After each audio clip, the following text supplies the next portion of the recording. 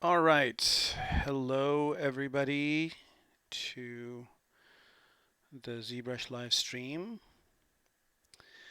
And if you could please let me know if you can hear the audio on Twitch and YouTube and Facebook. If somebody from each one could let me know, that would be awesome.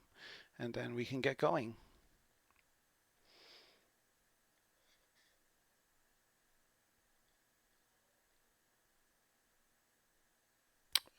And let's see here.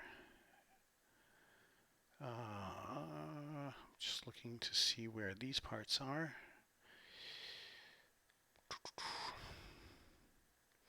Doing a little bit of house cleaning while I'm waiting for you guys to chime in.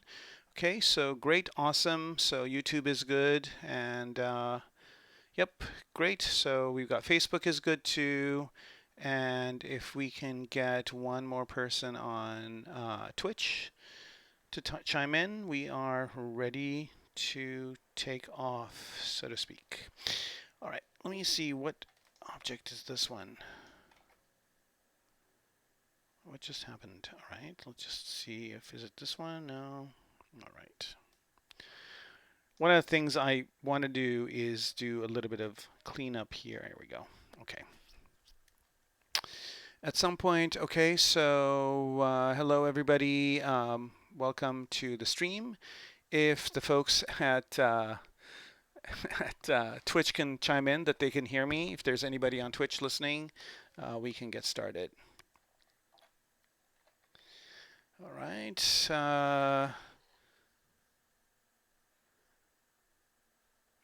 All right, great, fantastic. So somebody from Twitch said that. Thank you, Dan Douglas, and welcome to the stream. Okay, so if hopefully you've watched some of the older streams. This is number 6, I think. Yeah, we're at number 6. We've got 2 more to go. Possibly I might add 2 more just because I'm probably going to have to do a little bit more work here than I thought, but that's fine. And so unfortunately, I didn't really have time to retopo all these parts that I separated out last time. I did a few of them in Maya, and honestly, I'd rather spend time today in ZBrush, maybe doing some cool stuff for the interior, maybe doing some booleans, maybe doing some of the 3D projections with the Lightbox capability, or not Lightbox, but Spotlight capability. And so I'm probably going to spend some time just fixing up this interior today and getting it to look good. Okay, we've had some questions coming up here. So it says, can you share a process of going from Dynamesh to usable hard surface geo? Unsure if it's the best way to do it, just hard surface modeling in general. Okay, yeah, sure. KB, I will definitely do some of that today. Probably next week will be more of that though. So definitely, not next week, I'm sorry, the week after next. Next week is the ZBrush Summit. So the week after next, I will have enough time to retopo all of these parts, and I will leave some of them to retopo, so I can show you what the process is. I won't sit here during the entire stream process and do every part because that could get really tedious. But I'll do most of them and maybe leave a few. If you guys have any ideas of which ones you would like to see, then let me know. And I guess I'll just kind of go through them real quick. And just go to solo here. And maybe not go to solo, maybe go to transparency. That might be better. So you can see here the different parts I'm doing. And I'm just going to go down the list. So these are all the different parts last time that we just separated out. So these are all going to be loaded into, and it's already loaded. I already have it in Maya. But I'm going to retopo each one of these separately and then bring them back in and connect them. And then we'll basically have clean geometry for all of these, right? So these are all the different parts. And I'll turn off transparency and show it again. And if anybody has any kind of requests, and if you're watching this after the fact, maybe send me some sort of a note or something, or maybe let me know beforehand, and I'll make sure to either redo that piece or do that live in Maya to see how the retopo works. I can retopo in ZBrush as well, and the retopo tools in ZBrush aren't bad, but I tend to work a lot faster when I retopo in Maya, so I'm going to just do it in that. All right. So let's go ahead and hide all these, and we're just going to work on the interior today and figure out some things that we're going to do. Obviously, we've got a dash to do, we've got the seats to do, and I've done a little bit of work on these seats. There they are. Let me solo them out. So here are the seats, and so just going in and basically sculpting on these and cleaning them up and adding them to, to kind of make them a little bit more high detail, because we are going to have some interior shots without the people sitting in the chairs. So I want to have the chairs kind of looking decent when I do that. All right, so if there are no more questions, I'll go ahead and get started. So let's go ahead and take a quick look at what we've got going on. Obviously this thing in the back here is the drone, so I'm going to go ahead and hide that. Maybe we'll work on that today too if we have some time. And also there's this piece, maybe we'll work on that too. So this is a kind of a piece that's going to be in the back of the spinner, but it's also going to have a bunch of things on it. So it's going to have some police lights and whatnot. Right now it's a really simple, very, very simple mesh, and I'm just going to kind of get that to refine that so it looks a little bit nicer. So I'm going to hide that for now too, because we're really not working on that piece yet, and get back to my dashboard. So looking at the seats here, I basically want to find out where what are the parts that are going to show when there are people in there, and obviously it's going to be these back parts. And I've done a little bit of work here. Where is my menu? What happened to my menu? Uh-oh. All right, let me do something here real quick. Sorry about this. I'm going to go ahead and load my configuration here.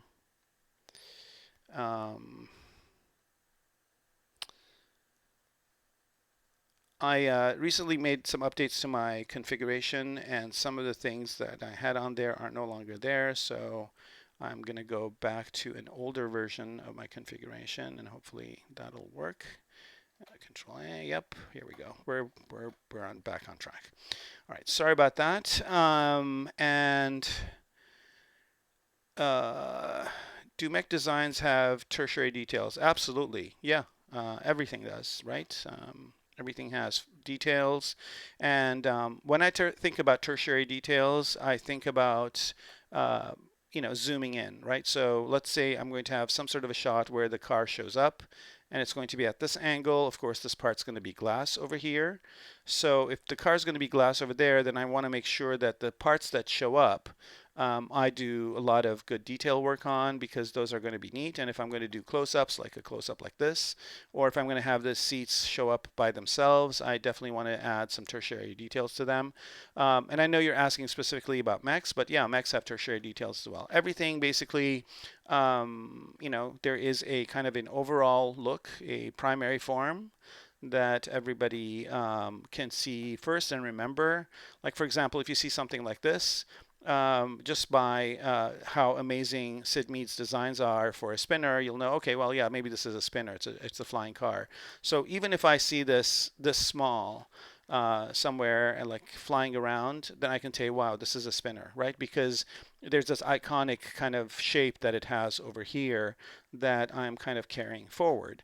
The first thing is the primary form, and then of course after that primary form is established, then there's the secondary form, which I've kind of done here a little bit, and then the tertiary form will be little details like door handles and little openings and all sorts of things, where models nowadays, it looks like they're just basically a box with 100 tertiary forms on them. So I'll make sure to detail this with some good tertiary forms as well. But again, it's got to stand out on its own as a primary form.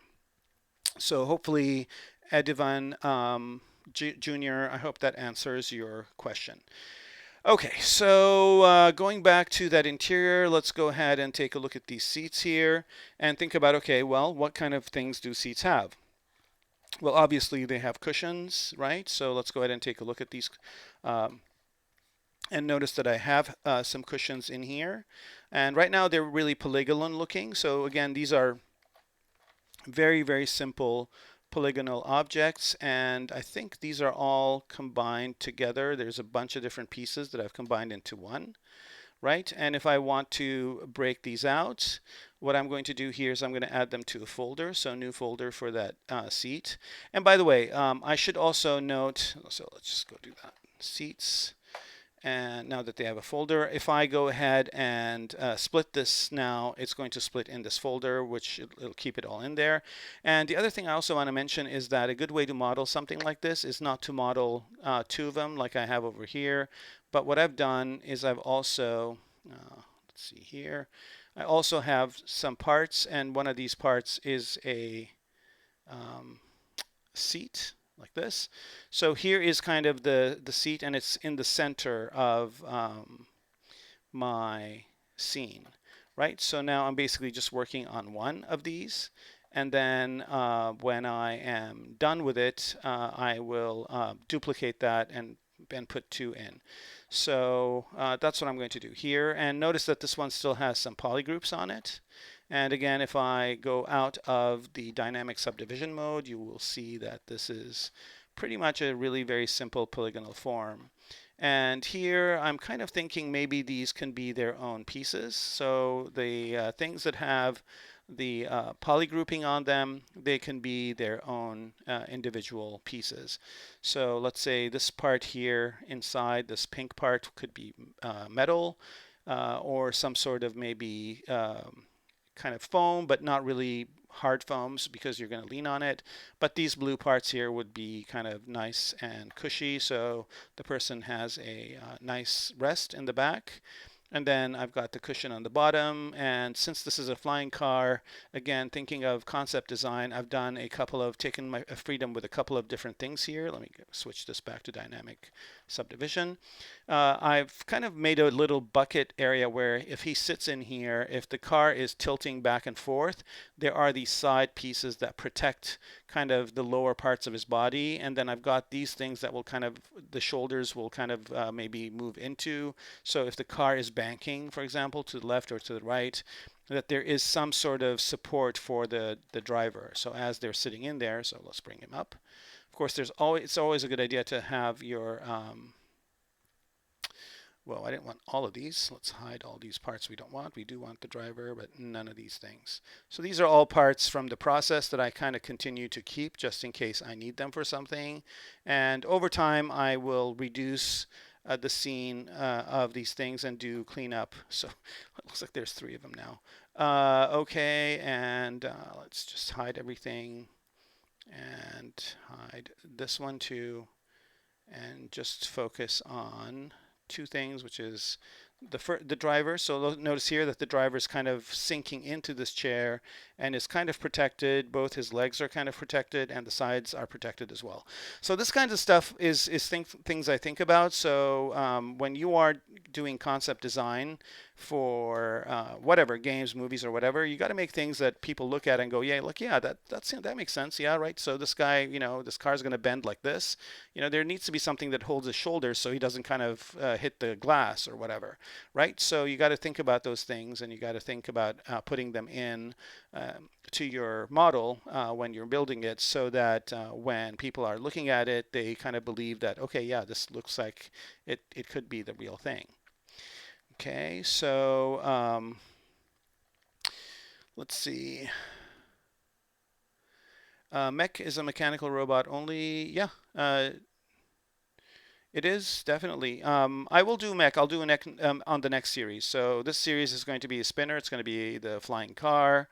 The first one was a robot, and the next one, which I will do after a break, after this is done, I'll definitely do a mech for you guys because I kind of like doing mechs, so it'll be fun for me as well. All right, so here I'm just kind of doing some minor touches, kind of figuring out some good lines for this. And notice here that I'm working with very few polygons, so it's really easy to get these nice sleek lines with just a little bit of polygons and not tons of them. Usually people, when they work in ZBrush, they work on very high resolution models, but the good ZBrush artists, they usually start out with really simple stuff so they can manipulate them easily and make sweeping form changes, and then when they're happy with them, that's when they add the details to it. Okay. Kitco had a Z plugin. Oh, you guys are checking out my Z plugins. Yeah, let's see. I think they do. What is Kitco? Kitco is, I think that's the thing that, yeah, the metal quotes. That's if you want to make something in metal. I think that's more for like jewelry people. And so you can just say, oh, well, how much is this thing going to cost? Let's see, get prices. So, wow, this thing's going to be pretty expensive in gold. So it basically gives you the price of what something will be based on its size. And so that's what Kitco is. All right. So here I'm again just thinking, okay, this will look cool if it did this over here like that. And just really simple kind of changes.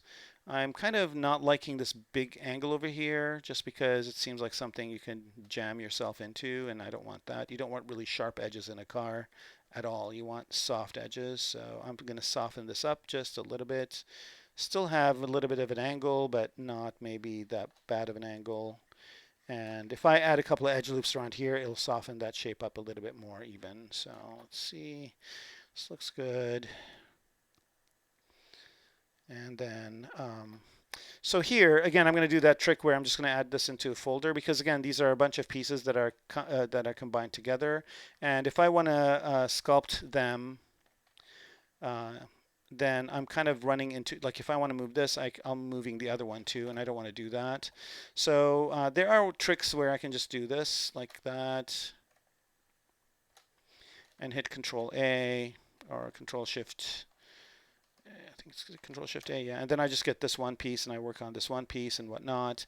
But I'm just going to separate it out. So I'm just going to go ahead and create a new folder, call it Seat.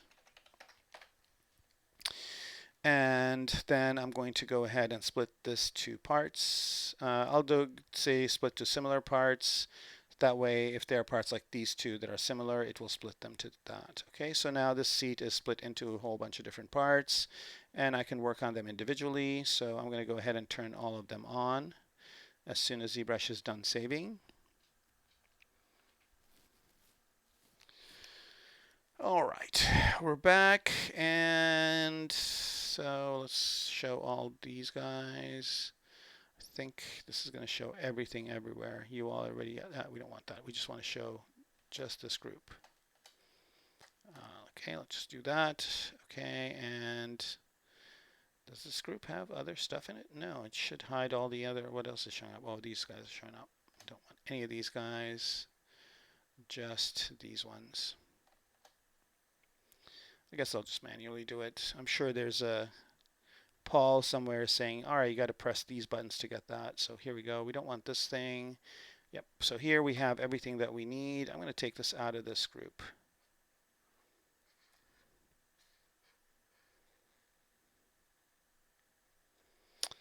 All right. Cool, cool, cool. So now we have all the different parts in the chair. And so now I see the chair, but I can work on each individual part separately. So here I'm going to work on this part. And I got to think about like how would, I don't want to make this part come out too much because the guy's going to sit in it. So he's just going to kind of back into it, and then he's going to kind of his shoulders are going to be a little bit protected, right? And let's go ahead and show the guy. It's always good to have the person available as well. Right, so he's just going to, when he sits in, he's just going to scoop into here. So we don't want this to be too far forward. It's just a little bit of a bucket kind of to hold his shoulders in a bit. Okay, and so now when I do that, I'm thinking, okay, well, how will he adjust that? There needs to be some sort of an adjustment. So maybe there's a button or something that he presses on the dashboard that adjusts that for him. So that's good enough. And then I have to determine, okay, is this going to kind of be the way it is here, or is it going to come out of this plastic piece? And I think it would make more sense for it to come out of this plastic piece. So I'm going to maybe try to tuck it into there like so. All right. And like that. Again, it's very little geometry, so it's easy to manipulate. Actually, it's a little bit more than I would have liked, but that's fine. I think it's not way too much. And then the other thing I look at is I look at silhouette. So I just want to make sure that the silhouette of when I'm looking at the guy in the seat kind of has a good silhouette to him. So I'm adding a little bit of a hit on this corner and checking it out from all angles, and it looks good. So this is going to be kind of a softer piece, and at this point I have to determine, okay, do I like this? And if I do, I will have to go accept it. It looks like I have it clashing in with something else here, but that's fine because I do want it to have this shape, so I'll have to fix whatever it is here that's poking out later. And again, I want to make sure that it's evenly coming out of that plastic piece. So that's basically going to be embedded into this plastic piece. And again, I'm thinking about the construction of how this thing would be constructed. There it is. There we go. Okay, so that piece, this piece is pretty much, in my opinion, done. So I'm going to solo it out and see if there's anything I can do to it to make it look more compelling. And there isn't. So right now, it still looks a little bit faceted. So let me go ahead and go into Dynamic Subdiv and see if I can make it look any smoother or make it look any better, right? So here I've got a Q grid and some coverage on it, so I can, maybe soften out just a little bit more like that. That's looking good. And let's see, how many polygons is this thing? Right, it's about 1,000, about 2,000 polygons. That's not bad at all. Right, and then if I like it, I like the shape, I'm going to turn out polyframe off. That's always a good thing to do too, just to see if it's going to be okay. Smoothing out some parts. Right, so yeah, I think that's that. And so once I'm happy with it and I like it, I'm going to think, okay, well, okay, so the primary form, I got it going right? So it's working. Secondary form, okay, so this thing is probably going to be made with one piece of something or another, like one piece of maybe foam or something like that. And it's going to be placed on here, and it's probably going to have like some sort of attachment in the back. It's probably going to have some sort of metallic support probably in the inside here, and it's probably going to screw or bolt on to the back of the seat, which is fine. Do I need to indicate any of that somehow? And the answer is maybe. So now I'm going to start thinking about secondary forms. So good one to use secondary forms was a Damien standard, but if I use Damien standard here, it's not really going to do anything because again, this is in dynamic subdiv mode, and this is really like very few polygons. So let's go ahead and start accepting this as what it is. And with dynamic subdiv, going ahead and going to dynamic subdiv here. And by the way, usually when I do that, I make a copy of it, but this time around, I'm not going to do that. I'm just going to go ahead and go to dynamic subdiv, and now everything here is good. I'll just go ahead and apply that. So now this thing has 4 subdivision levels, and at subdivision level 1, it's that. And at subdivision level 4, it's got, of course, a lot more detail. Okay, so at subdivision level 4, let's see what Damien standard does to it, and it does things nicely. And I think I'm going to use MAH cut on this one and think about, okay, let me, this thing here is kind of bugging me a little bit, so I'm just going to tuck that in real quick. So I'm working just with that piece right there. And I just want it to be nice and clean over there like that. Cool, and then just go to MAH cut. And at this point, I also, just for interest's sake, maybe I'll add a different color to this. So maybe this thing will be colored something. It's going to show, right? So I need to make sure that it is some sort of interesting color. So let me go ahead and find a nice blue, maybe darker blue like this. Right, and let's fill that object. Go back to white. Of course, I did it with the wrong one, but that's okay. All right, let's do that again one more time. So I'm going to pick that color, fill object. Here we go. And then go back to white. Okay. And so let me change the color of this back to white too, so I don't confuse the two. Okay, so now we have this shape, and I go, okay, well, this thing is going to show up when I look through the car, so what kind of interesting secondary shapes can I add to it? One of the things, of course, is there could be decals on it, so I'll start thinking about that aspect of it. And then with MAH cut, I'll see if I can add some interesting cut lines to this. Am I on this one? Nope. Okay, so let's see what that does. And I don't want to be doing RGB as well. Maybe I'll do RGB too so I can see what the lines are looking like. So maybe there'll be a line that comes like that. Does that make it look more interesting? Some sort of a stitch line or something like that.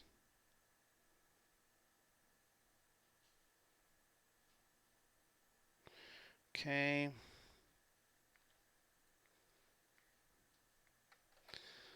No, and part of what I don't want to do is I don't want to kind of have lines that go across geometric directions as well. So I kind of want to maybe do a line that goes like this. No. There we go. Maybe something that kind of digs in this way.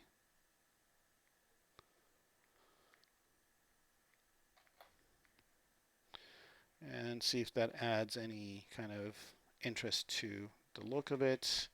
And I don't like it. And also I'm going to turn off RGB. I think I'm just going to sculpt on this. Okay. Let's see if I do something like this, if that's going to look good.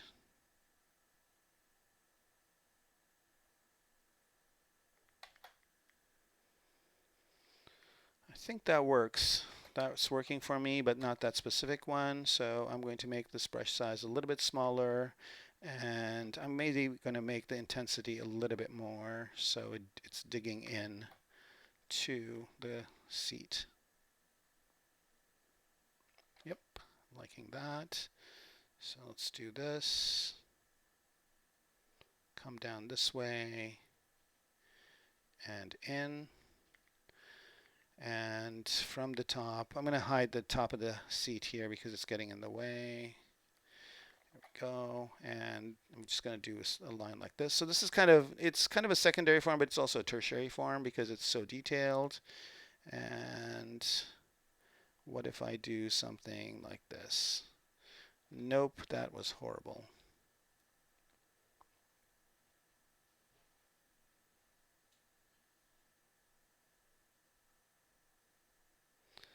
There we go. It's kind of interesting, but I don't like it that much. So notice here that there'll be a lot of iterations to things when I'm designing, and that's part of it. And yeah, I like that a lot. So that kind of seems like it would make sense. And maybe this thing is like a different piece that has some parts in it. So yep, that's working really good. So I really like that one, this one design that I did on it. So that's a keeper.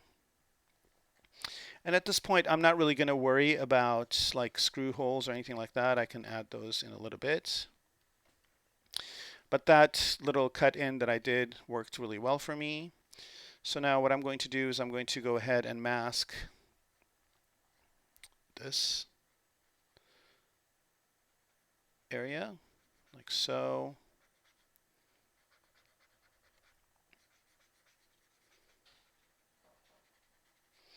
Okay, and then I'm going to harden that mask. Sharpen it, sorry. And I'm also going to, it's too fat. So I'm going to shrink it.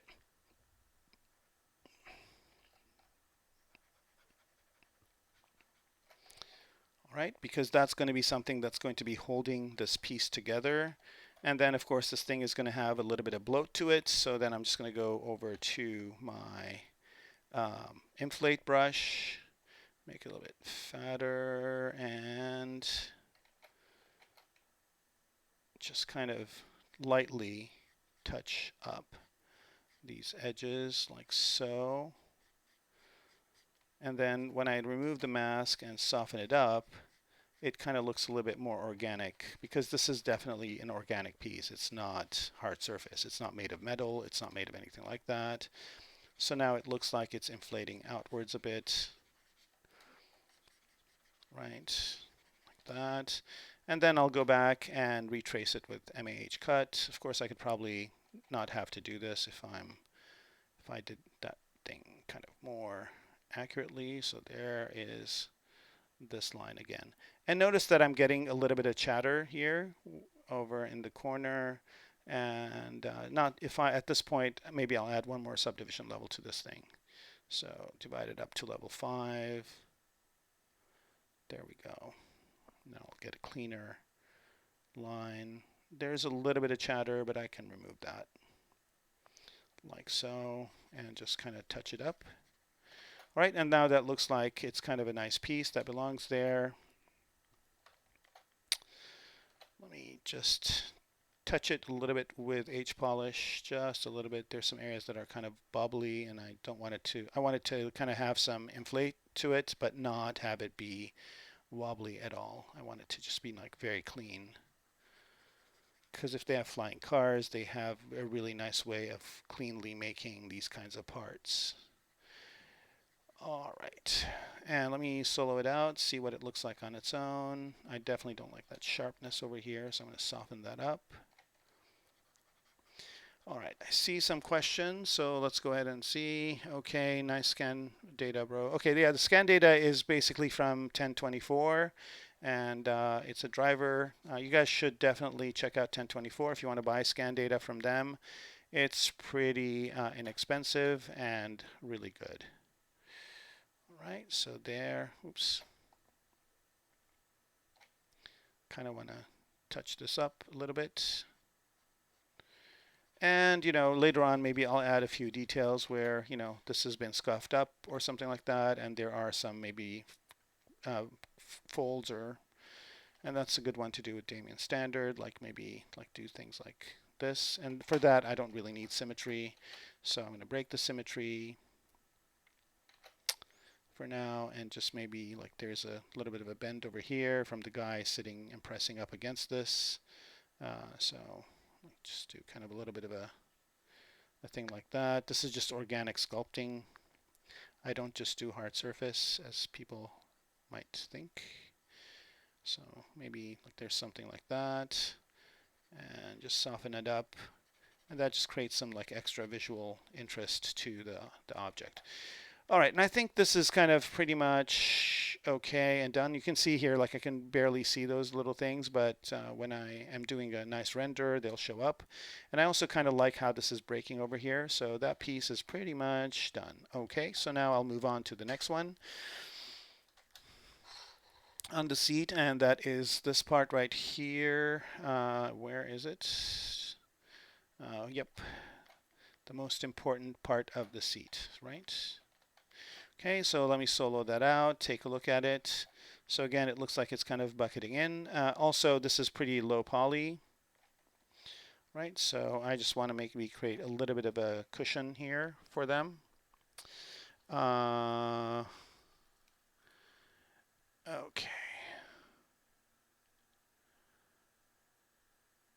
Why not sculpt the character though? Yeah, you can. If that's what you like to do, definitely sculpt a character from scratch. Start with a sphere and sculpt the whole character. I'm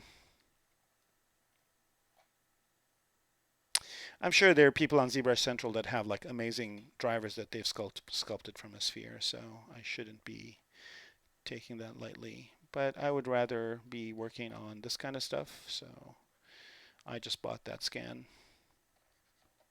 It wasn't too expensive. And 1024 has sales, by the way. I should mention that every once in a while, like they have things that are 50% off or 25% off, or sometimes they have bundles and whatnot. So I always kind of keep an eye on what I want, and then when it goes on sale, I pick it up. All right, so this is the bottom of the seat isn't really gonna matter unless I'm gonna have the seat kind of as its own thing. I just want to, again, if the driver isn't in this chair, I just want to make sure that something interesting shows up there. And so let's go ahead and take the driver out.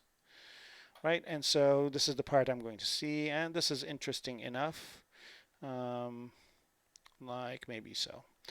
Okay, so and that's good, and I don't really need to do much to this one, so I'm just going to accept it as is. So go into dynamic subdiv here, and I just say, okay, that looks good. Just apply it. Now I have that mesh, and I'm good with that part. So I don't really need to do anything else to it. I think just as it is, it's good. Maybe just soften up this part a bit. And again, if I'm going to have this show, I'll probably put some scuff marks or something on it, maybe some stitching or things like that. But for now, it looks okay. So let's move on to the next piece, which is this piece over here. And this is the piece that kind of holds his legs together. And let's go ahead and work on that. I just noticed that, oh yeah, no symmetry is on. Okay. You don't see much of the anatomy though. He's covered from head to toe. Yeah, if the sculpting here really anatomy-wise, you just need to get the proportions right, and then you just have to be a master at folds. Like, look at how many folds this guy's got. He just took that overall that he wore, and he's like, I want more folds everywhere. And you just have to know how to do folds. I just got a interesting book that has a bunch of different folds in it that are nice. So if you guys don't know, with folds, what you can do is you can make brushes that are fold brushes, and then instead of sculpting each fold, you can just basically use those brushes to get the folds. It's really nice. And I think there are some for sale too. Like on ArtStation or Gumroad, I saw that somebody had fold brushes that were really good. So this basically is just going to hold his legs. And let's see here. So it's going to be kind of a bucket thing for his legs so that they, again, if the car's banking or turning or whatever, that his legs are, he has a place to just kind of move his legs back so they don't really kind of struggling with this piece a little bit. So let's see what it looks like without the driver. I'm going to go ahead and put the driver in here with these guys. So there, it's close. He's closer. Yeah, this W shape isn't really doing it for me at all. All right, so let's bring this back in.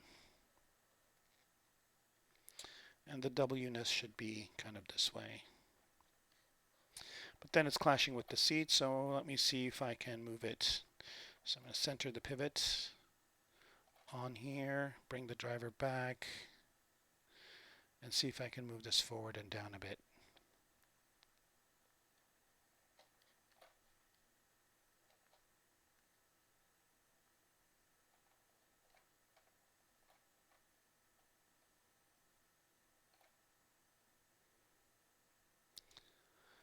Yep, this is looking better.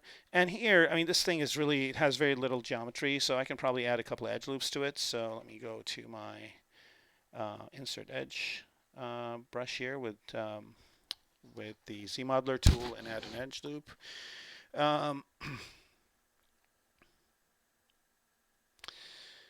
Okay, let's see, car rack, I'm disabled my doctor. Okay. Oh, cool. Yeah, drawing is fun. And I'm not a hard surface guy. It takes me a while to do armor or what, not organics here. Yep. I don't know. Honestly, from my perspective, when I teach, I tell my students that realistically, it's kind of not a good idea to label people as hard surface or organic, because to me, and I don't know, this could be like this could be like a crazy thing that I'm good at, but it's not something that people are good at, and that is that I just look at it as form. So I just think of it as it's just form. I don't think of it as hard surface or organic.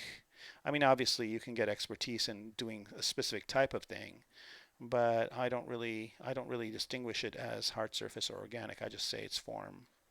And whether that form is hard surface, whether that form is organic, um, I just need to adapt to that form and build it. Um, so I don't know if that makes any sense, but I just think of form as form. I don't think of it as hard surface. I don't think of it as, and it bugs me because like there's just so many labels, and especially at like for work, people say, well, you're a hard surface guy, and I'm like, okay, yeah, I am a hard surface guy, but guess what? I can design a monster. I can design all sorts of things. I'm probably not as good as some of the other people that just do that all the time, but that doesn't mean I can't do it. It doesn't mean that the same expertise that I use doesn't apply to those things.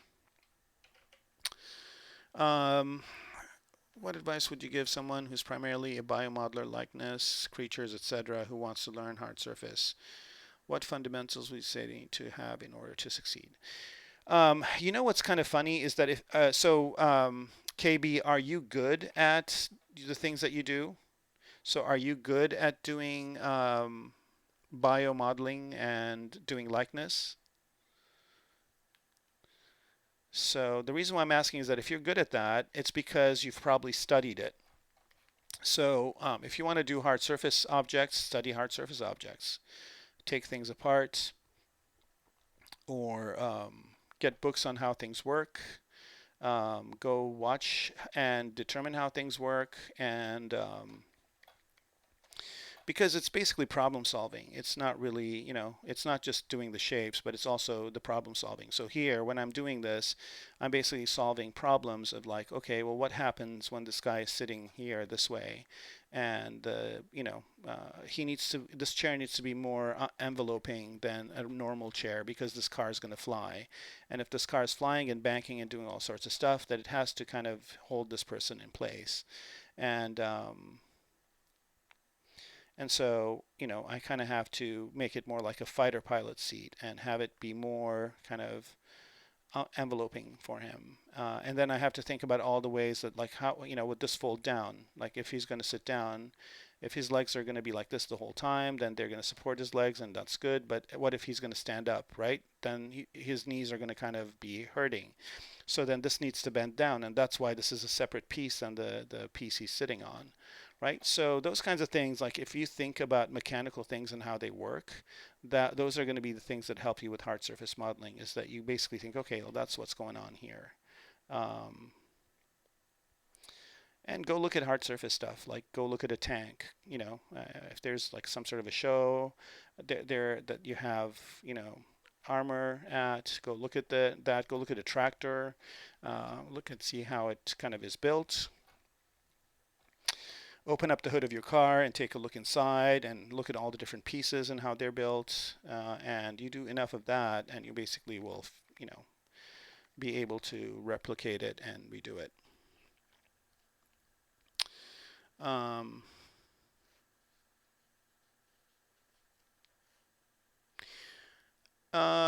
Yeah, that's true.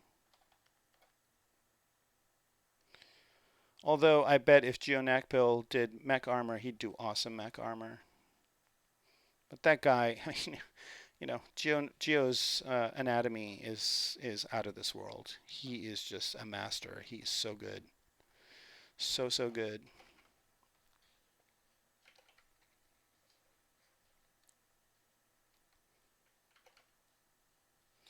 I like the thing that he's doing in VR. He's doing a Hulk in VR. It looks really good. So here I'm just kind of putting some edge loops in. I'm starting to kind of add a little bit more detail to this thing, and maybe add an edge loop over here like that, and then soften these corners up. Again, see, I'm thinking about, okay, well, this guy's going to be sitting there. I don't want sharp corners because that's going to not be comfortable for him. And again, all these little things, if you see it through the glass of the car or you see the seat individually, all these things will add visual interest to the object. And so here, I think I kind of like the way this looks too. So let me solo it out, take a look at it, last minute looks, right? This was a little bit too sharp, maybe add another edge loop over here. And again, I add edge loops very sparingly. maybe add 2 here and maybe take this one out. There we go. And that basically softened up that edge, that corner. Soften this thing up a little bit. And this is going to be attaching, so we're not really going to be seeing this. And this corner over here, this really sharp corner, I kind of will soften that up too, and that looks good. Okay, so now I'll go again to the dynamic subdiv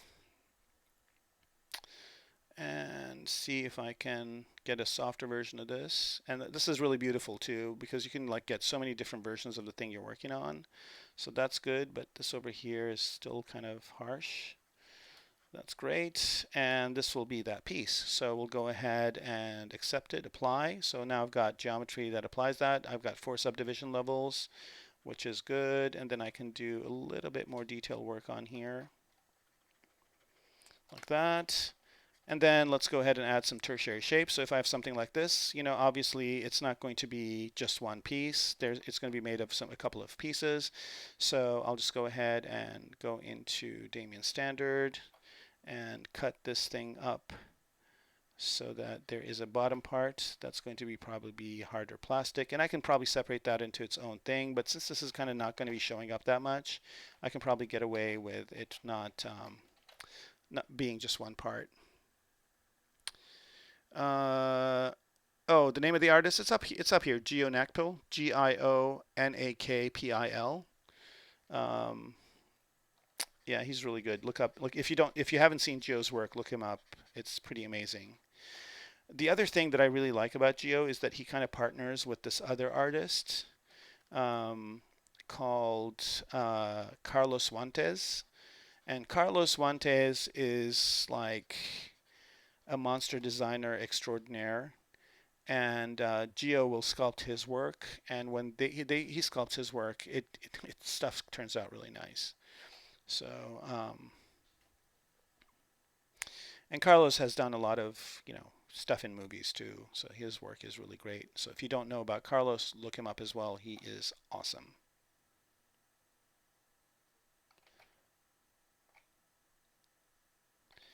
Okay, so let me do this like that. Okay, so here it looks like I need to change my lazy radius to be a little bit bigger.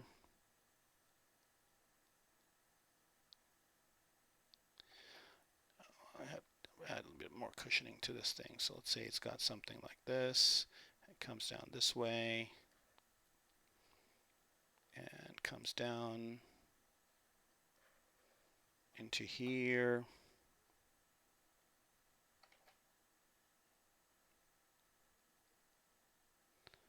And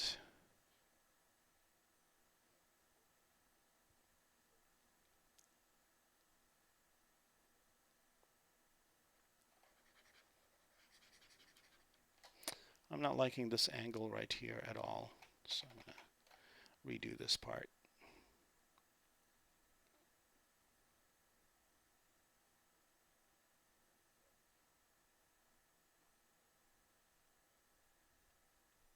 There, that's much better.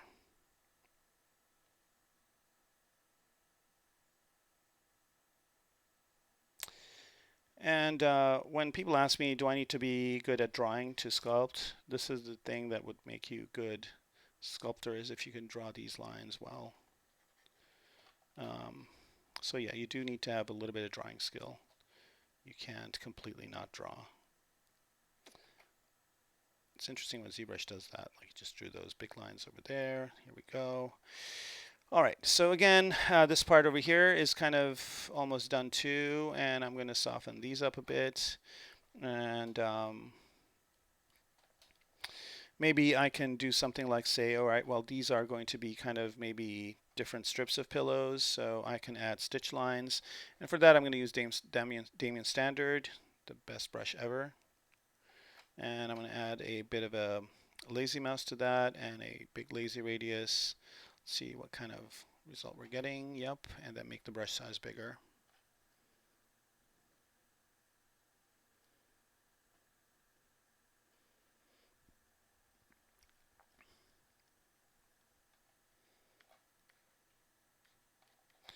Yeah, and Carlos has some good books out. Monstura is a good one, and it's not that expensive. if you can still find it, of course.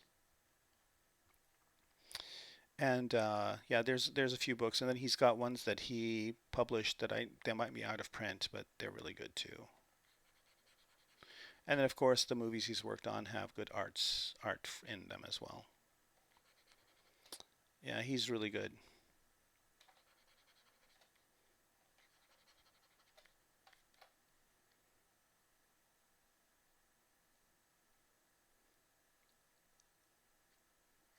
All right, so now I'm basically creating that like this cushiony area over here, and I'm going to do another one this way.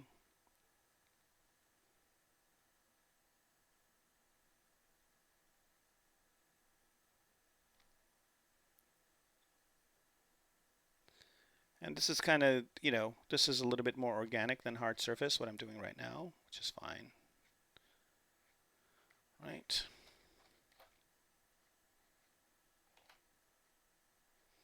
And again, depending on whether people are going to see this or not, I might add stitching or not, but this piece is kind of going to be pretty hidden away, so I think I'm even doing a little bit more work than I should be doing on it.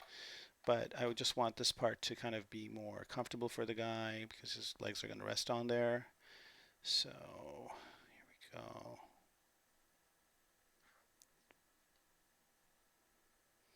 And this is just using Damien Standard with a bigger brush size and lazy radius of, let's see, what do I have my lazy radius at? A lazy radius of about 80.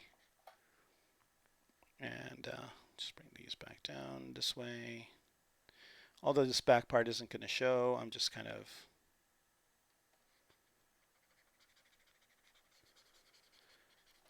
right, so there it is. Okay, and that's looking okay. And the thing about this is I could break symmetry and they would look a lot better. But again, I'm just doing this a little bit just to create some sort of a thing in there for the guy.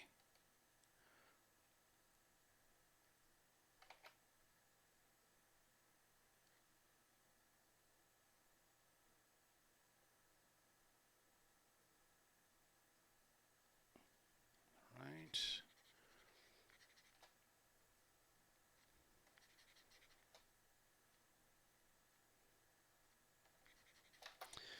Okay. So let's see what that looks like. Yep, so that looks pretty cool. I think I might add one more just to have that be there. So I think this is in the front a little bit too weak.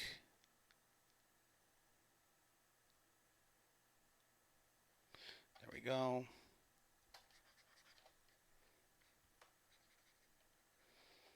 And I still haven't decided whether or not I want to have the bottom part of this thing be its own thing, or if I want to have this be just one piece. I think I'm okay with it just being one piece. And this one comes around like so, over into here.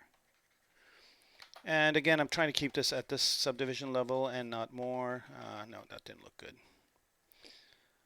Maybe this last piece is good like that. And then also, remember, you can always go and use the move tool to kind of tweak these a little bit more. I mean, even though they are a lot of polygons, they're not that much. And then another nice touch is just use inflate to kind of inflate them up a bit, which is what tends to happen to things that are stitched. Soften it up. Okay, that looks good. Let's bring the guy back up. Yep, that's good. So his legs are going to be resting in that place.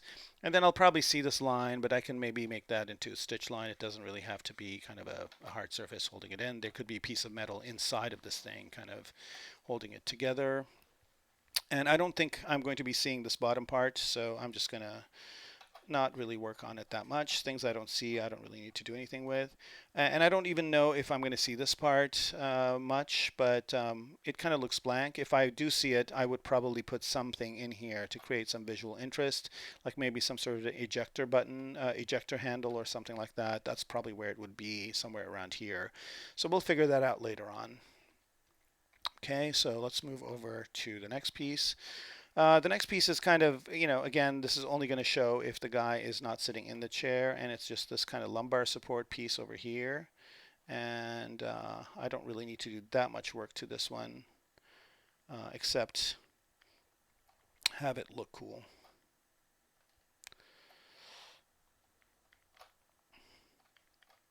All right, so one of the things is that I'm trying to move this forward. Here we go. Oh, I'm not on the move tool, that's why. Inflate work though. Okay, so this is going to look like that. And I'm going to color that blue color just for kicks. Ooh, that was interesting. So if it's transparent, it doesn't pick up the color. All right, here we go. And fill object. And let's go back to white. Turn polyframe off. So that looks good. So when he sits in here, and maybe this thing's a little bit higher too. Let's put it in the center and move it up. Scale it down a bit. So maybe this thing is kind of like here, and he can adjust it up or down to get some lumbar support. And that's looking good. I think I'm happy with that, so I'm just going to move on to the next part. And what's that? Okay, so this part is going to take me a little bit of time. This is this back part right here. Okay, let's center this on there and turn symmetry off, center it, and solo it out. Oh no, that's not the back part. Sorry, that's just the side seats. That's easy. And these, I think I'm pretty much, I think I really like the way they look, so I'm not really even going to tweak them.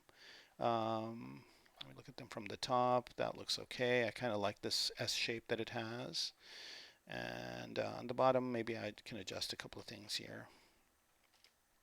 Again, there's only so much of this on the bottom that's going to show, so I don't really need to spend too much time fixing the bottom parts, but also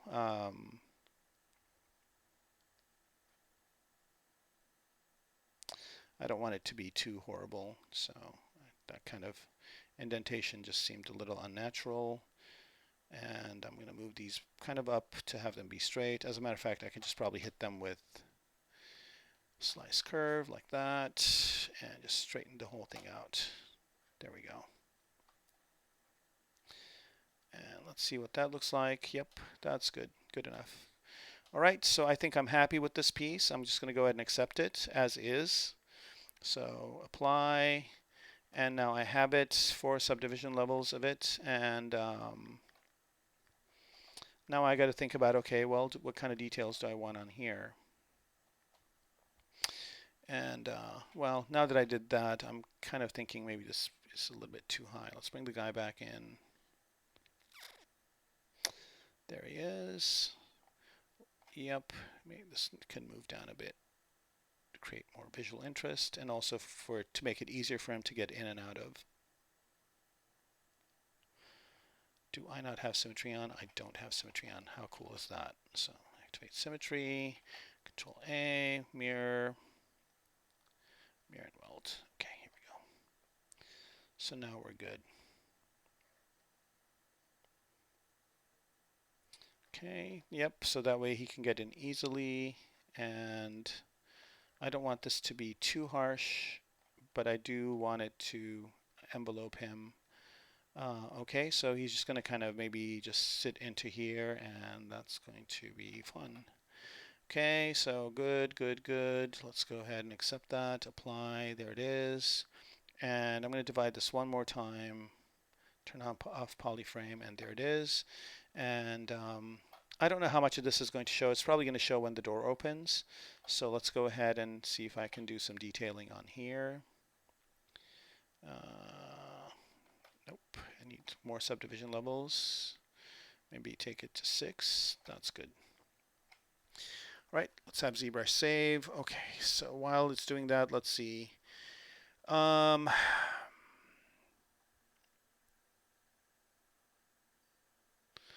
years self-taught. Yeah, he is self-taught, I guess. Walmart. What the hell? Okay. I guess there's a whole conversation going on about some sort of seed. All right, so here it looks like when I did the acceptance of this, here we go, here we go. Right, okay. Now that I've got it subdivided, just softening up these edges just a little bit. This one kind of needs a little bit more softening than the rest. There we go. Okay. So now just adding some details to this. And again, of course, I'll be adding kit bash parts on top of these as well for parts. And we might make some of them today. Let's see, how are we doing on time? All right, we're about an hour in, which is good.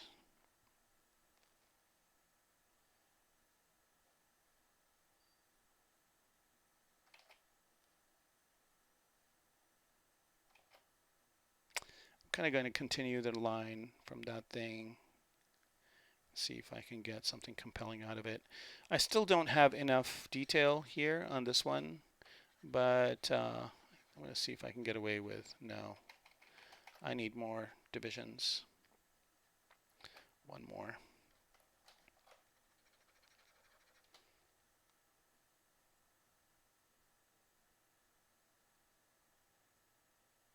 And I was continuing this line over that, and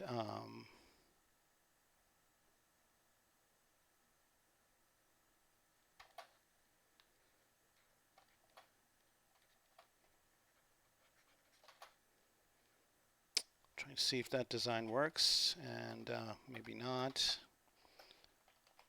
The first one was okay, but the second one I didn't really like it. So here, I think I'm going to like this better. And again, these are things that I observe on car seats that are out in the wild, airplane seats, things like that. It's always a good idea to kind of look at how people design them. Sadly, you see bad design more than you see good design nowadays, but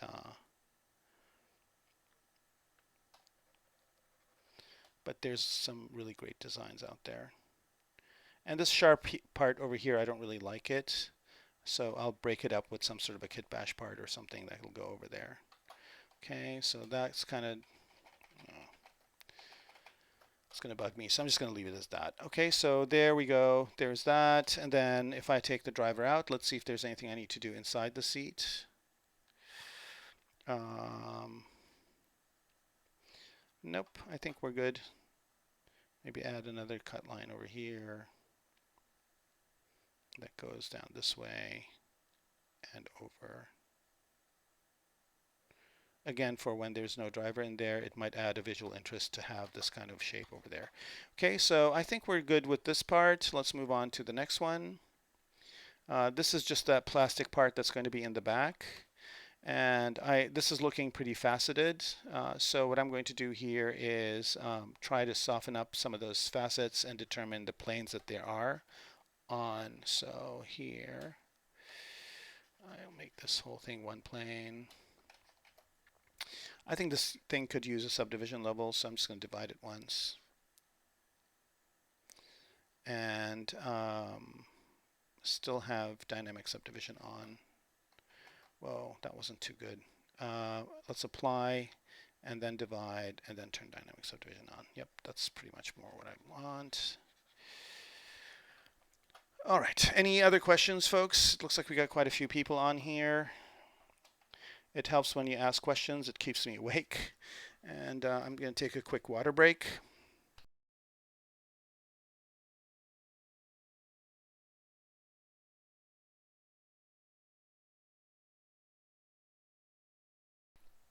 All right.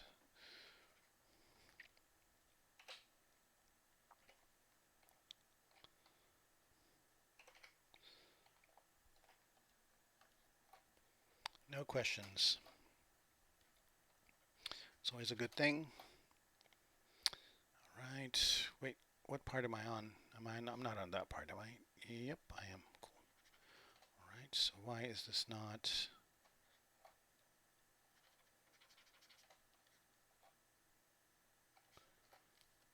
Uh-oh. Okay, here we go. There's no mask. I'm not able to manipulate this part at all. Did I press A by accident? Shift A. Oh, what is going on? This is really weird.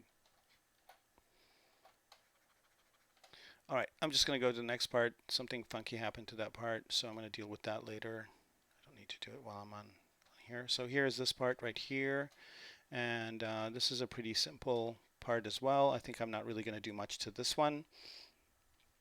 And just go ahead and accept it, apply, divide it once, look at it on its own. It's good. It's got some weird stuff happening over here. I'll go fix that.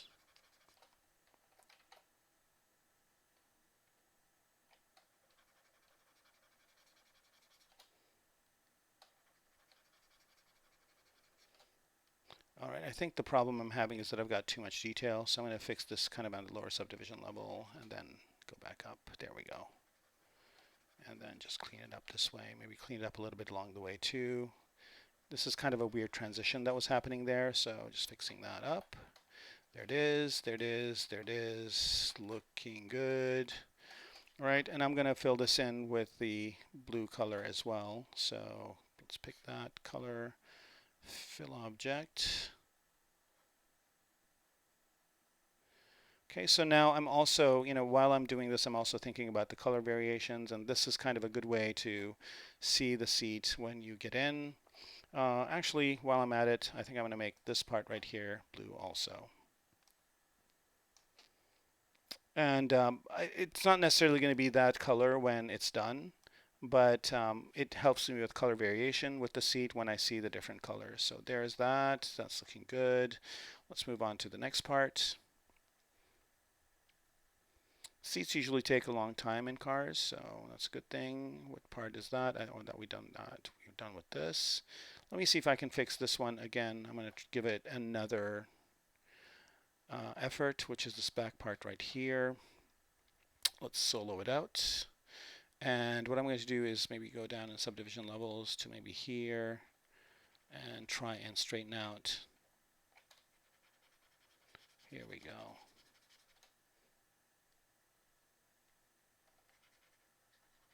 Smooth out some of these parts so they're not so faceted. I don't know what's going on with this thing. It's kind of weird. Oh, maybe I turned dynamic off. That's what's going on with it. Dynamic was on. Yeah, dynamic with that kind of level of geometry definitely causes issues. So when you're trying to manipulate your object and it's not responding, that means you have dynamic on and you also have very high resolution. So you kids at home, remember that when you're sculpting. Okay, so am I using panel loops? I can and I might. Yeah, definitely. Let's use panel loops. Sounds like fun. I can use that with the seat here. So let me go down in subdivision levels. I'm kind of, this corner is really bugging me. Here we go. That fixed it right there. Okay, cool. Good. I'm not going to worry about the inside of this thing because there's going to be a cushion in it. But I am definitely going to worry about this really sharp angle that I have. And the way to fix that is just to go down to lower subdivision levels and just touch that up with smoothing a bit. There you go. You don't want sharp angles on a seat that somebody's going to be sitting in for a long time because that's just not going to be good. And here I'm just going to pick H polish. Again, this is a hard surface piece in the back. This is going to be hard plastic. So then I'm going to make it look like plastic, hard plastic like that. And one of the things I might do to these is, again, depending on what kind of detail I'm going to show, or if I'm going to isolate these things, I might go ahead and add some surface noise to it, and that really kind of makes it look more realistic. And here I'm just trying to get rid of that faceting, and just trying to get this to look more like a kind of a straight piece. And H polish is just the brush to do that.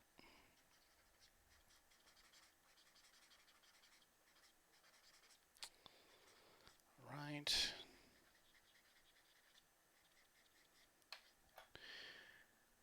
Okay. Yep, this is looking okay. And let me just kind of straighten this up a bit.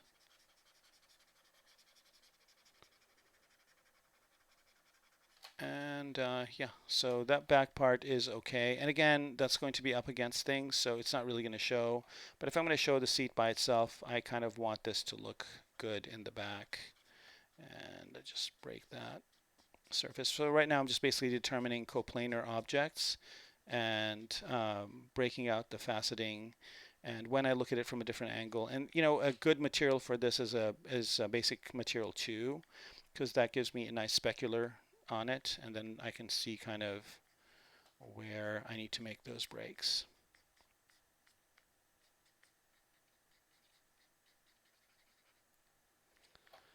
Right, and then here I'm just going to hit this one with the inflate brush a bit because it's going inwards and should go outwards like that.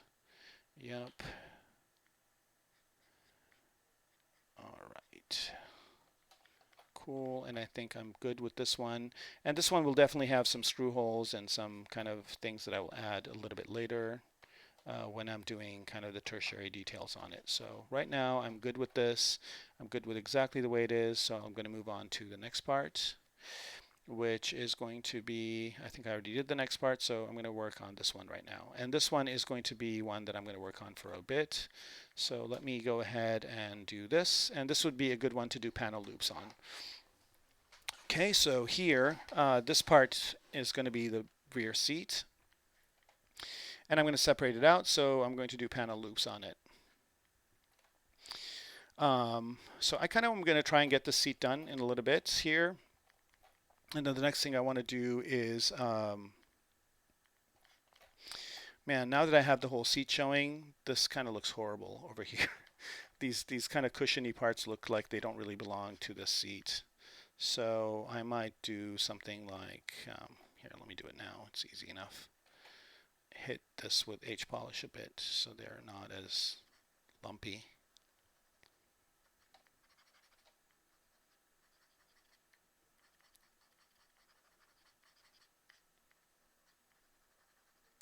Right, so that looked good on its own, but it didn't look good with everything else. So now here what I'm doing is I'm still keeping it, but I'm making it a little bit more kind of defined. And also the other thing that's not working is this over here, this hard kind of corner. You're not going to want to have that on a chair. So I'm going to kind of dumb that down even further to maybe way down here like that. Okay, so hopefully that just didn't really do, yeah, that's actually working fine. Cool, cool, cool. All right, so now let's move to that back part and use panel loops on it. So here we go. It's right here. Solo that out. And the good news is I already have these polygroups set. And what I want to do here is maybe just have 2 polygroups. I've got like 3. So Q1, polygroup, a single poly is fine, this one, and let's just absorb that polygroup and apply it to these ones here. So that's all good, and yeah, that's basically it. So now we're going to do panel loops with this. So go to geometry, edge loop, panel loops, and let's see what the default panel loops give us. So just click that. Whoa, that's really horrible. That's not what we want. So let's go ahead and reduce that polish down, and let's like maybe have 3 loops. See what that looks like. Yeah, it's looking a little bit better. Not much better, but it's okay. And we don't want to ignore groups. Bevel 50, bevel profile, that's fine. Let's do that again. That's actually not too bad. That's pretty good. That's really, really cool.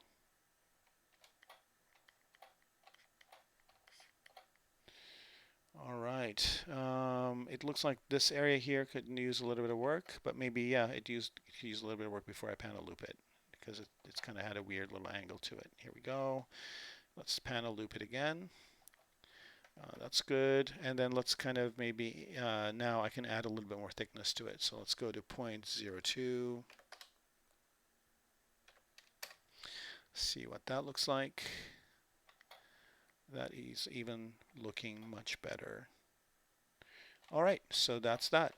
That's done. We'll call this thing done. So now basically what this did is it added these panel loops to it.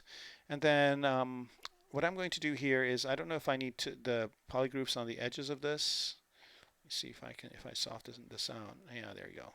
That's exactly what I wanted to have happen. Very cool. Get a little bit of a softer edge on those panel loops like that. And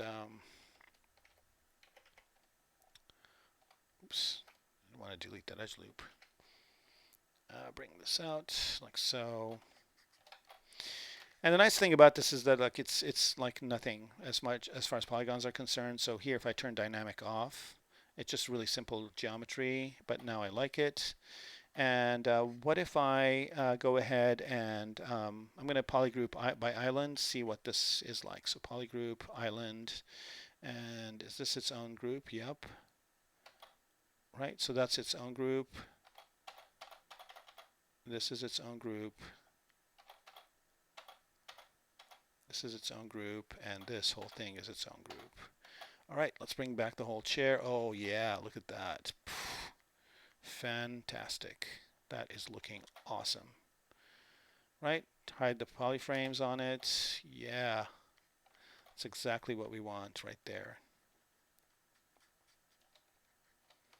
Okay, cool. So that's done.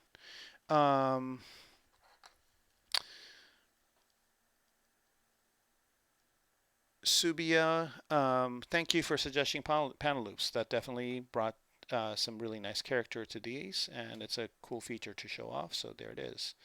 Okay, so and the interesting thing is that I could separate this out too and do some of the color variation. So here I'm going to go ahead and choose that subtool and split to similar parts as well. Okay, and now I've got all these other parts that just generated. So there's this part. Let me solo that out. There's this part right here, which I don't know if I wanted it to kind of do this, but that's fine. Actually, let me pick that first one here, the first shape, and see if, no, there's no history. That's it. I've basically committed. That's fine. So there's this shape right here, which is the outside part, and then there are all these different shapes that basically make it up. Make up the chair. So there's this, and the kind of the tragedy of this is that there is an inside part, and I wish I kept a copy of that inside of that seat, and so I could use that on the inside, and then maybe even put some sort of a lighting into it or something. Then that would kind of pop this out a bit more. But I don't have that. I don't think any of these parts have a history because I just did splitting after the panel loops. But the good news is I've got one of those chairs in a previous save, or I have one of those chairs up here somewhere, don't I? I have two of them. I do. Okay, so here what I'm going to do is I'm going to go find those chairs that I had before, which are, where are they? Seats, there they are. So what I'm going to do here is I'm going to duplicate this and take it out of there, that group, and collapse that group, and then take the seat and solo it out. Hide and delete one of these. So I'm just going to select delete it. Oops. Delete hidden. And then I'm just going to select this, see if I can just select this part by itself. So I'm going to try and do it this way. Control Shift A. Control delete the hidden parts, and then I'm just going to copy that down into the seat and unsolo it, right? But I need to move it into place, not a big deal. Center it on there, bring it in, press D, And here I don't really need to do much detail work on it. I just need to kind of have it be behind those panels. It's always a good idea to duplicate your object before you do panel loops, and I should have done that, but hey, you know, what are you going to do? All right, so here, let me go ahead and pick a different color for that. Fill the object with it so I'm seeing what it is and moving it right into place. So here I'm just going to move this to the center of the world like that, and then move it up so I know now that it is centered, and then just move it into place inside the chair like so. And again, remember that that thing, let me turn on transparency so I can see it, that thing is pretty low resolution. So here I'll just go to my move brush. Let's go ahead and turn on symmetry, move brush.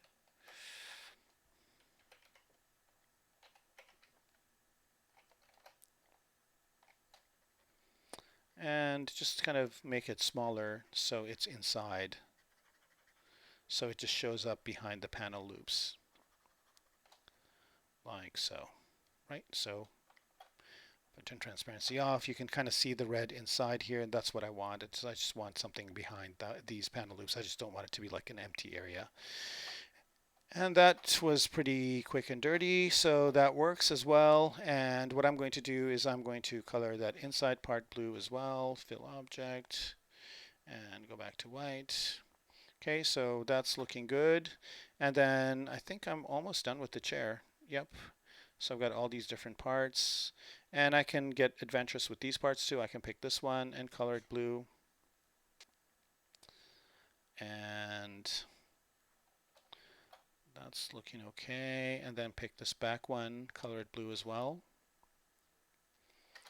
Right, that's good.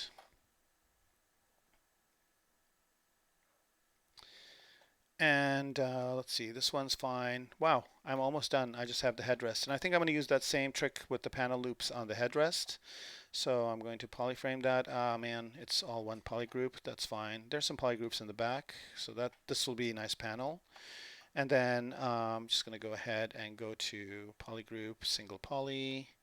This one, this one. Let's pick a better color. That one, that one, that one, that one. Oops. I'm going to do nothing for edges so I don't keep adding edge loops. Here we go. That's good, that's good, that's good. So here I'm just picking the things I want to panel loop. Like that. And as soon as I'm done with this, I want to make some controls and try to see if I can use some booleans for that, because I think somebody asked me if I could do booleans in this. Are you here, the person that asked me? I think somebody on Facebook asked me if I could do booleans. All right, there's that, there's that. Okay, that looks good. And then what about maybe we can have a little bit of a part here be its own thing too. So here I'm just basically polygrouping all these objects because I want to panel loop them in a bit. Okay, that's good. What if, yeah, how about doing that? Here we go. Can I even do, no, not those two. Okay, so that's going to be its own thing. And what if this whole thing was its own thing like that? Okay, that's good and all. And what is going on here? I think here I have some creasing, which is creating this shape. That's fine too. Okay, that's good for the chair. And then what if I do a bit of something back here too? Sold this out and have some panels be back here also.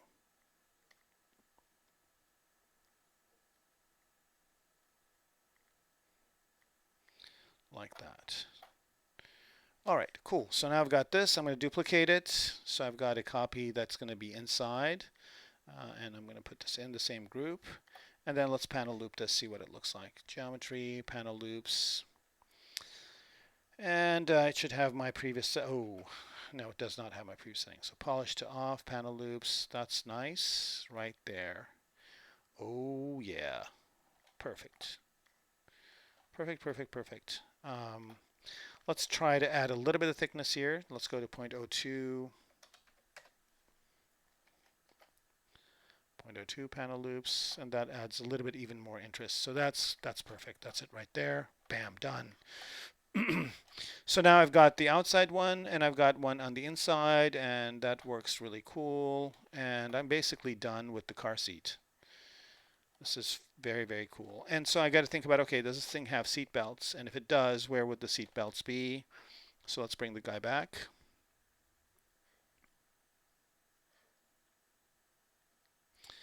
All right, so realistically, there would be some seat, and I would say this would be a 5-point thing. So there'd be 2 going in from here and 2 going in from here. All right, so I can add those later on. I'm not going to be worrying about that just yet. So I'm going to turn polyframe off on this, and then I'm also going to do that trick where I'm going to take one that's panel looped over here and separate that up. So split 2 similar parts. Okay, and then maybe I can color some of these parts as well. So here, let me hide the guy so I can see, or I can just make him transparent. Okay, no, that's not going to work.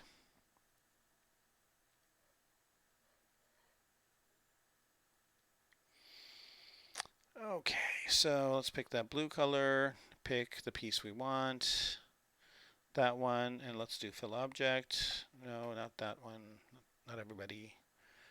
Switch color. What's going on? Why is it not doing it? Fill object. Switch color. Yep, so that's good. Right, and then I also want these 2 little things on top to be that color. Let's see what that looks like. That's good. And then what about the top part? Let's have that be that color too. And the back part. So what this will do is it'll create some really good visual interest. Switch color, fill object, switch color, right? So this is kind of going to be the chair. Right. I kind of wish that these ones were that color too.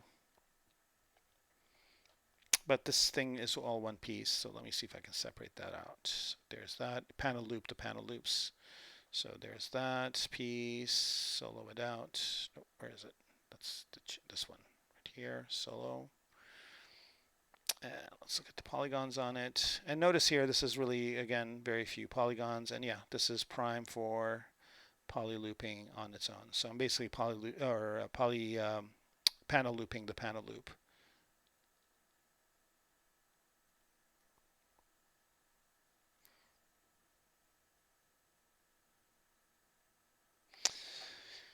Yep. Well, I don't know. Do I want these ones over here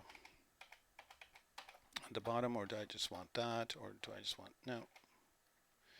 Yeah, I have to do these ones too.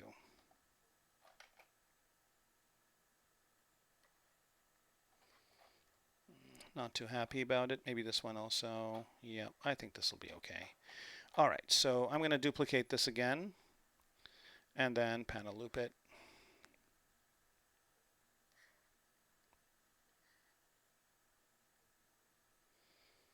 Very nice. That's exactly what I want. So again, split 2 parts. Split similar parts. Blam. Okay. Good, good, good. And then let's see what it looks like with the whole chair. And what I want to do here is I want to pick this one and make it that blue color. Switch color, fill object, switch color. And so this is going to be what my chair looks like. So pretty happy that these border pieces have all kind of similar colors maybe. And so this is looking great. So I'm done with the chair. Okay, so all that remains here is just adding a little bit of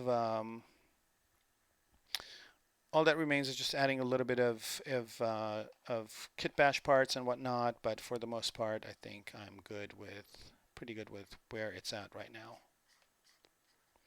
And I want this not to be as hard because it's a pillow, so I'm just softening it up a bit.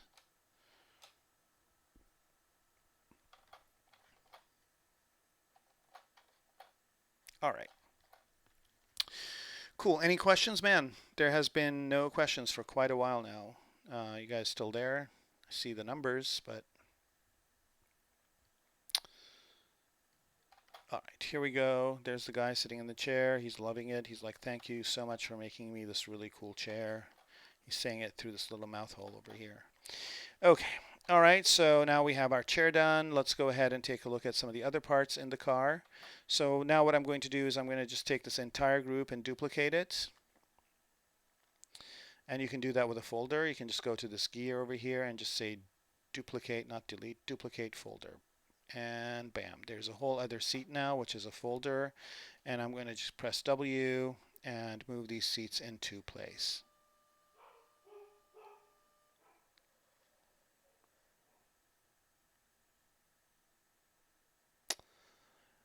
All right. So see here, since it is all in a folder, I can just go ahead and do something like merge the entire folder. And then it'll just be one part. Merge folder, there it is. And what just happened? Oh man, it merged the folder with the guy in it. That's fine. Is there anything in the folder? Oh, well, that's cool. The folder's still there, so I can do another one of these. So I'm just going to delete this one. I don't need it. Okay, so now that the seat is done, let's look at all the other pieces in the cockpit and see all the different other things we can work on. So there's this piece, this piece, this piece, these pieces.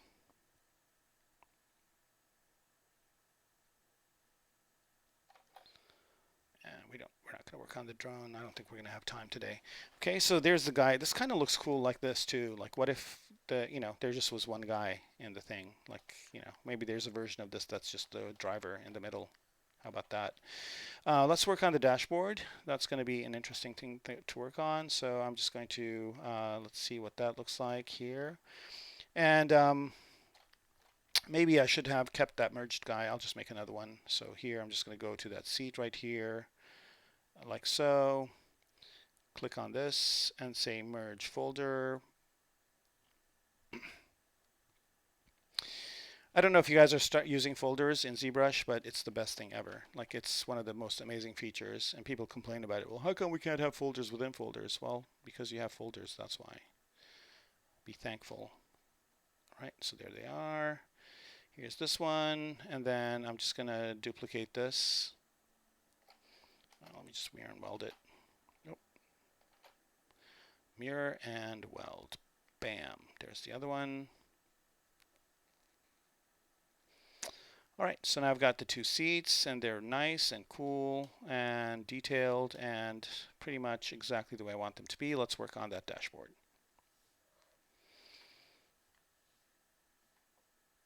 And the dashboard is going to have a lot of really cool things associated with it. So here we're going to start thinking about, okay, well, we have a dashboard in a flying car. What kind of things would a dashboard in a flying car have? Right? It would definitely have a bunch of panels, LCD panels and whatnot. Right? So we got to think about that, and we got to think about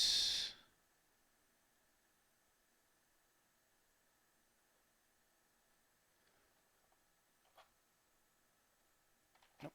Why am I still selecting that guy? Here we go.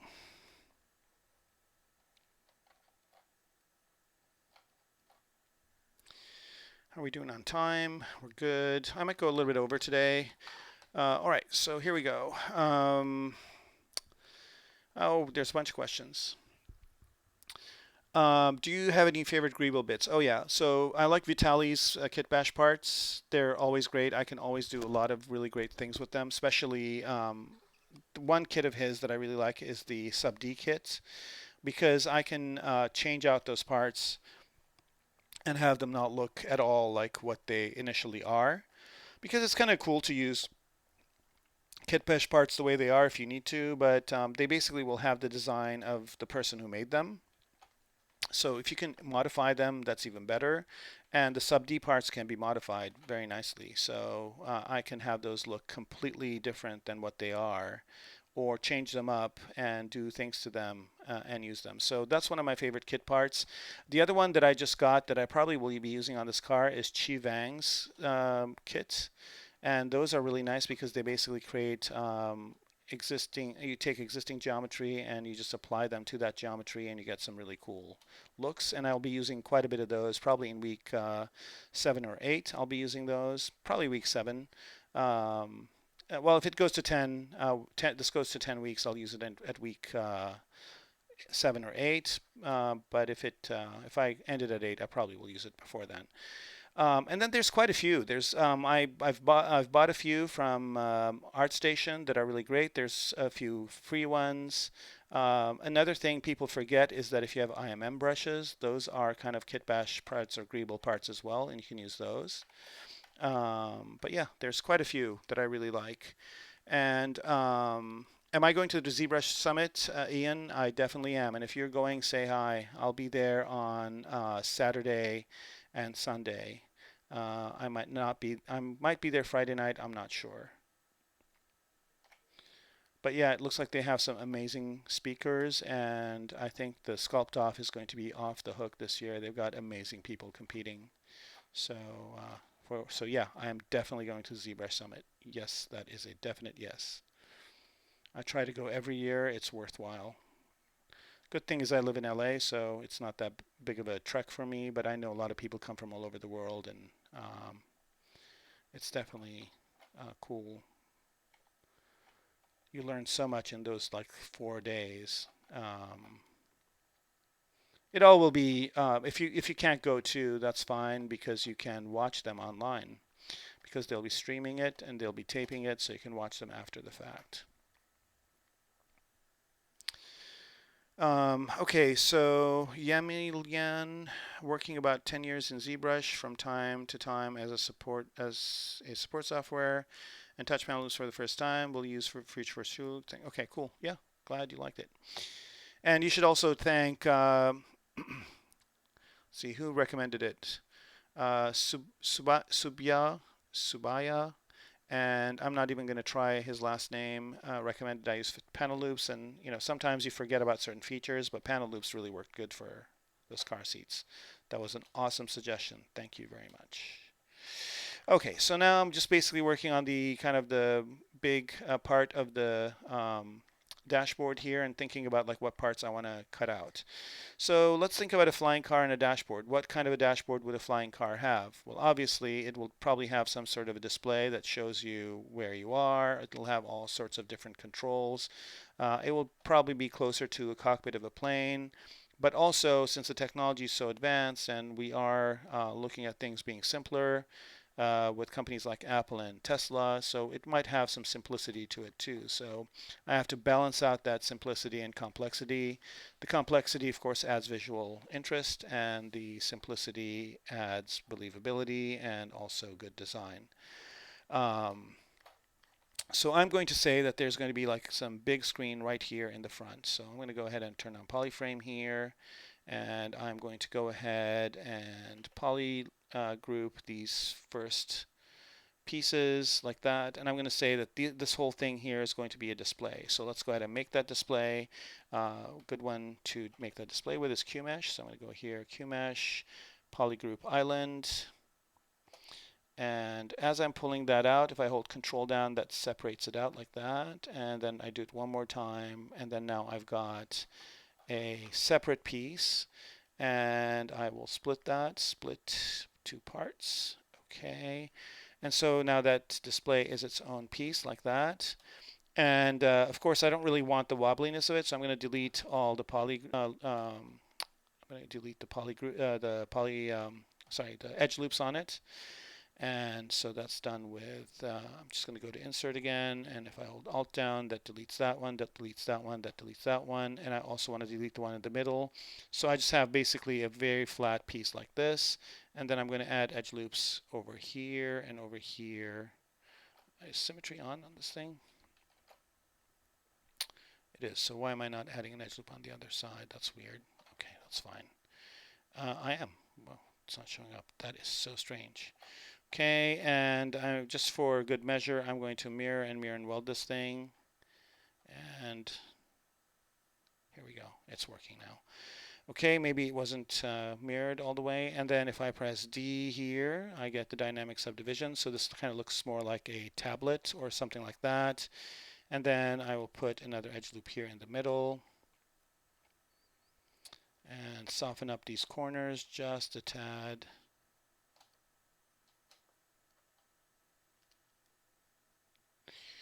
All right, let's let ZBrush do its save. Okay, yeah, definitely watch it live. It's fun. If you watch it live, you can win prizes and you can also ask questions. So yeah, it's worth it. Okay, so holograms would be nice, but the holograms will probably be like in front of the guy. So here, they probably will be looking at this tablet, and then there'll be holograms maybe over here, kind of as a heads-up display. So we'll definitely have that. And this is very similar to what Tesla has. If you've seen a Tesla car, it's got a big-ass tablet right in the middle of it. And so I'm kind of trying to make that kind of translate over. There we go. And I don't really need to be too sophisticated with this, but I also need to make sure that I do create the parts for the screen, the glass, and also the LCD panel or OLED that's going to be inside of this thing. But I'll do that later. For now, this is fine. All right, so that's one piece done, and I'll move this in a little bit more. And of course, this thing is going to maybe rotate, no, like that. And maybe I'll move it up. That might create a bit of visual interest. Maybe like it's up like this a little bit. Not too much, but maybe about this much. There we go. All right, so let's say this car has a tablet right there, and then let's think about what kind of controls it would have. So I'm going to hide the guys for now. Actually, I don't know if I can hide the guys. I think they're kind of part of the chair, aren't they? They are. That's fine. I'll just work around them. So here I'm going to bring up my reference and take a look at what they had in the Blade Runner movie and see if there are some things in there that look interesting enough for me to add as well. So here we go, spinner 3, loading in my reference. I'll bring it over so you guys can see it in a bit too.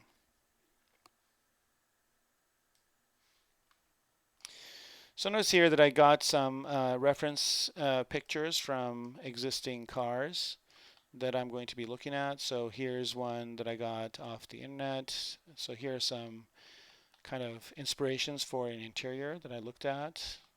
Here's this one. I really like this one. This is pretty cool. And so I'm kind of looking at kind of the things that they have here. Looks like they have two big displays over here. So this kind of stuff over here, I would probably have as this kind of stuff here. I would probably have as wow. What's going on with my camera? Here we go. Here we go. Okay. This kind of stuff I probably will have as holograms, so that makes good an idea. And then maybe I'll have something on the glass on top, a little bit like this. I really like the little details that they have on these seats, so I might incorporate some of that stuff. So you can see here they've got a little thing for the seat belt. So these seats look really, really cool, whoever the designer is for that. And I kind of like this too. So I might look into that design. Here's another interior that's really beautiful. And here's another one that's really beautiful as well. So there are all these different interiors, and but what I really want to do is look at the interior of the cars that are at the Peterson Museum. I think the show is still there. So this one is this car right here. This is the interior of it. So let's look. It looks like this one has like a little flight control and has this really cool steering wheel. And this was the one that the bad guys used when they kind of crashed into his building. And so that's some ideas. And here is the one from the actual Blade Runner car itself. So here it looks like he's got an LCD display this way. And I don't know how it happened to this when she was sitting next to him. I wonder if it was still there because that kind of looks like it's obtrusive. And then he's got a little thing over here. It looks like he's got like a flight. This looks like a game joystick actually, which is kind of cool. So he's got one of those little flight sticks over there. He's got a steering wheel. I think Peugeot sponsored this car, so they have a Peugeot logo on the middle. And then it looks like he's got some weird stuff over here. And then these are probably where his feet go. Okay, so it doesn't look like there's that many things, but there's definitely the slide stick. So let's go ahead and do that. So I'm going to move this aside. And where did it go?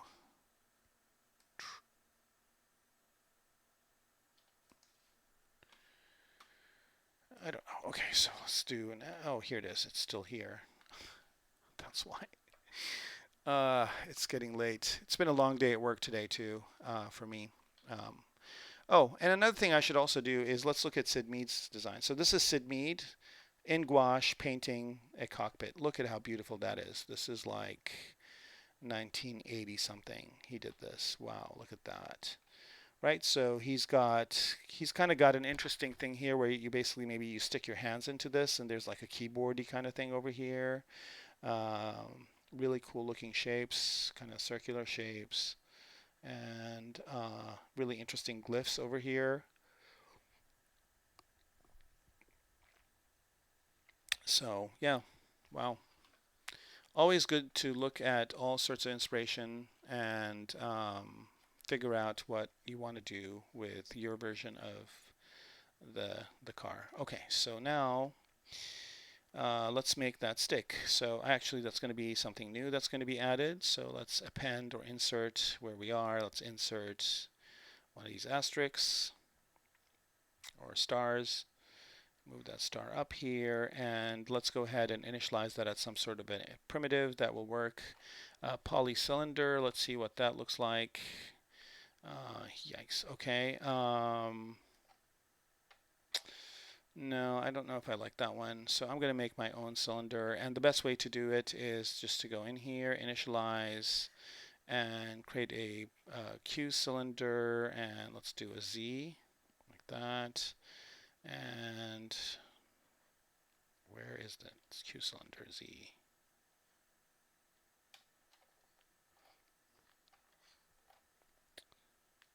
Is it even here? Oh, yeah, there it is. Okay, so let's just make sure that we are centered on it. Make it bigger. Whoa, that's a big ass cylinder. Okay. There it is, like so. And usually what I like to do with this cylinder to make it into a better cylinder is just add a, I'm going to delete this, go to QMesh, delete this edge loop that's around, oops. Like that, and what I like to do is just QMesh polyloop the outside. Like this. Okay, so when I press D on this, it will create a nice kind of shape like that. And I can crease those edges.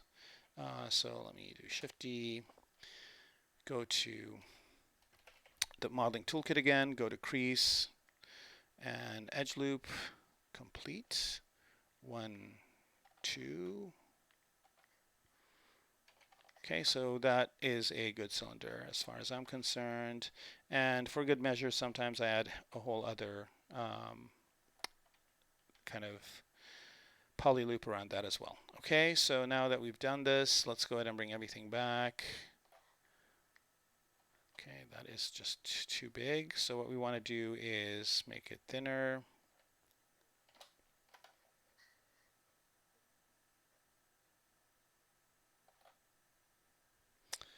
And maybe rotate it like this. And this is going to be a control. And what's really interesting here is I should mention that in the car, this one, it looks like there's one on each side, so I don't know what that means. I don't know if it means that the person sitting next door can actually do something with this, or I don't understand the logic of having one on each side here.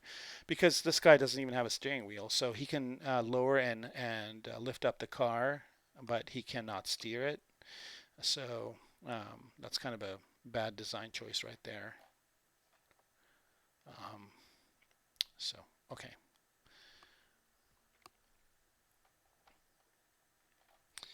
All right, so I'm actually just going to have one, like the Blade Runner car itself. So I have to kind of figure out where that would go. Probably would go somewhere around here, like that. And what I want to do is create like a really cool handle for it. So I have to kind of figure out what to do. And probably a good idea for that is to use some sort of booleans. So what I'm going to do here is I'm just going to ignore the rest of the car, just go to solo for this and make sure it's kind of centered in the world and start building a whole handle around this thing, right? So what I'm going to do here is I'm just going to go subtool, append a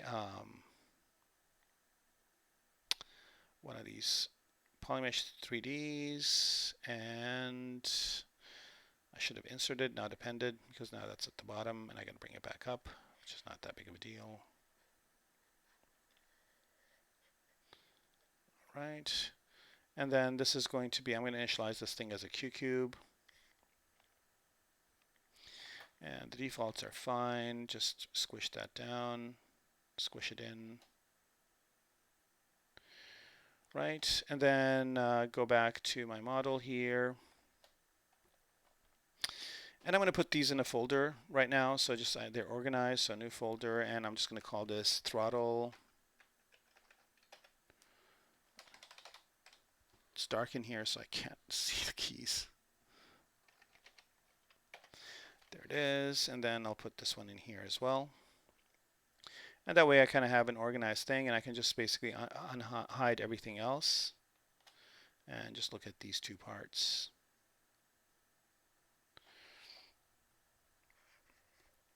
Okay, so I'm basically going to have this handle be over here. And then I'm going to figure out, okay, so this is going to be something like a military joystick of sorts. So it's going to have a bottom part, and then that is going to be more like a handle, and then it's going to have a top part that's going to be more of a, and I'm just going to duplicate this cube and make this part bigger, like that. Nope, actually the opposite. Keep this up here as small and then duplicate it downwards and make this longer, and this is going to be the handle of the thing. Okay, and what I'm going to do here is I'm going to take my cylinder, duplicate that, and then rotate it this way,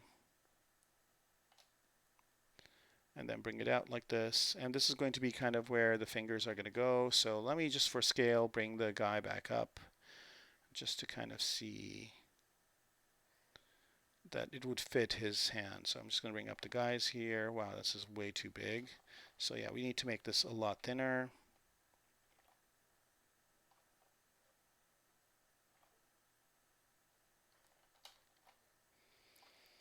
Okay, so that's going to kind of eat into this other part. So let's go ahead and start the Boolean process.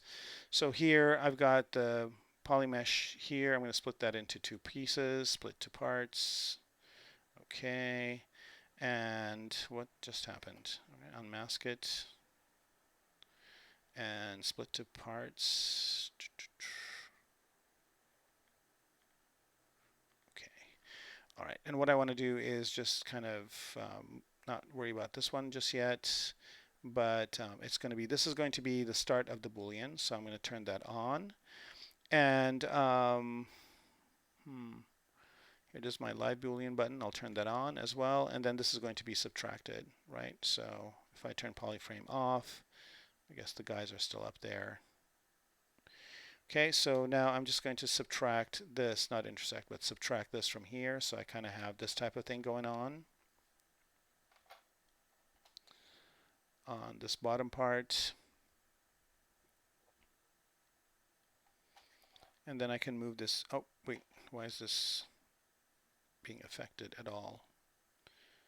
This is on, this is off. Okay, so it's just this part, and then I'm going to move the cylinder in, like so. And I'm also going to press D for dynamic subdiv to see what this would look like, and not this one. Okay, so this is going to be kind of the handle part of the base. So there's that, and then I'm just going to duplicate the cylinder.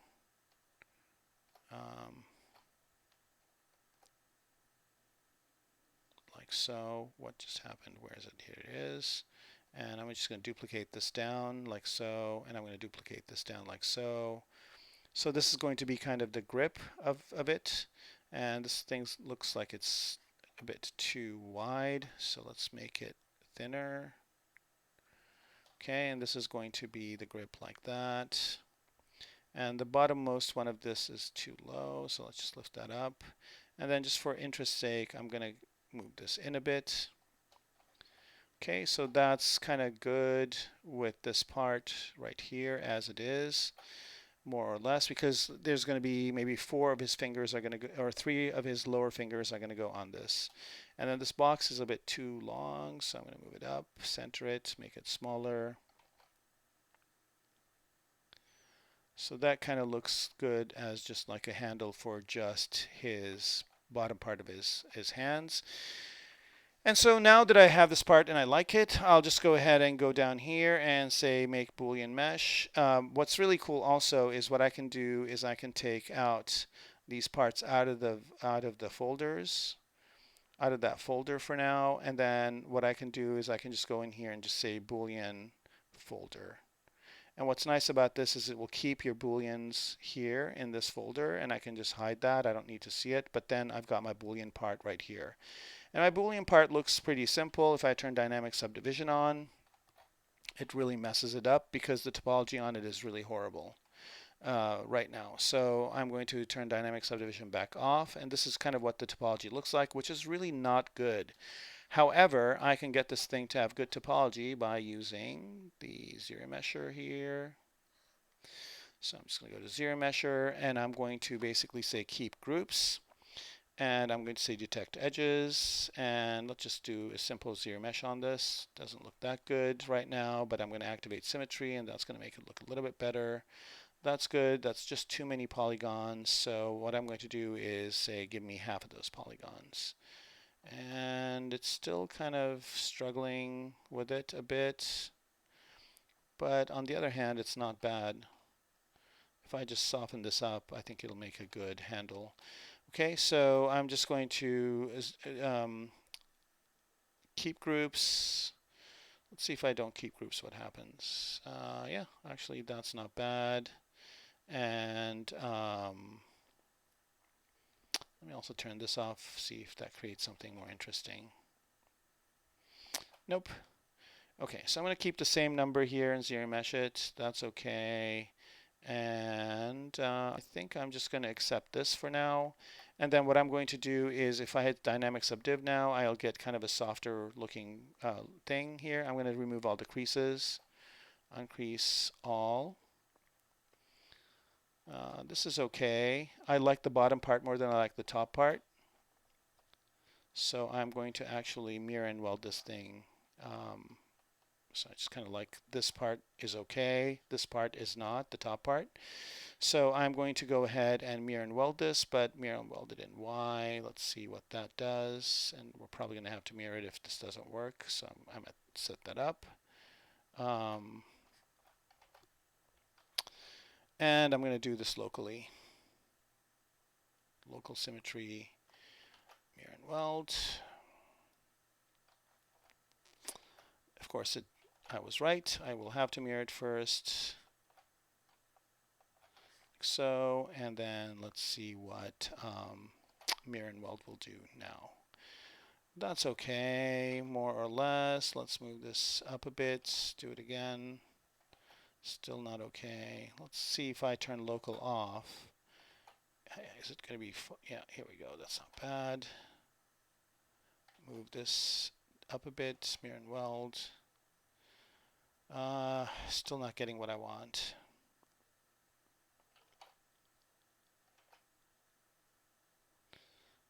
Oh, I do have local symmetry on, that's why. Okay, so I'll turn local on here. Let's see what that gives me. Too far. Bring this down.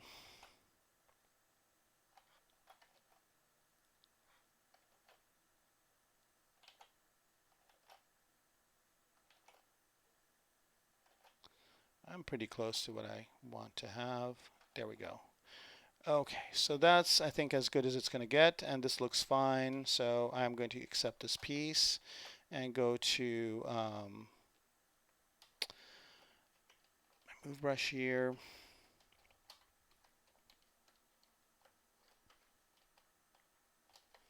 Soften this up. All right. Let's see. No questions. But we got a bunch of people watching. So here what I'm going to do is this middle part that it created, I don't really need it. So I'm going to use ZModeler here as well. And I'm going to go ahead and stitch these points up.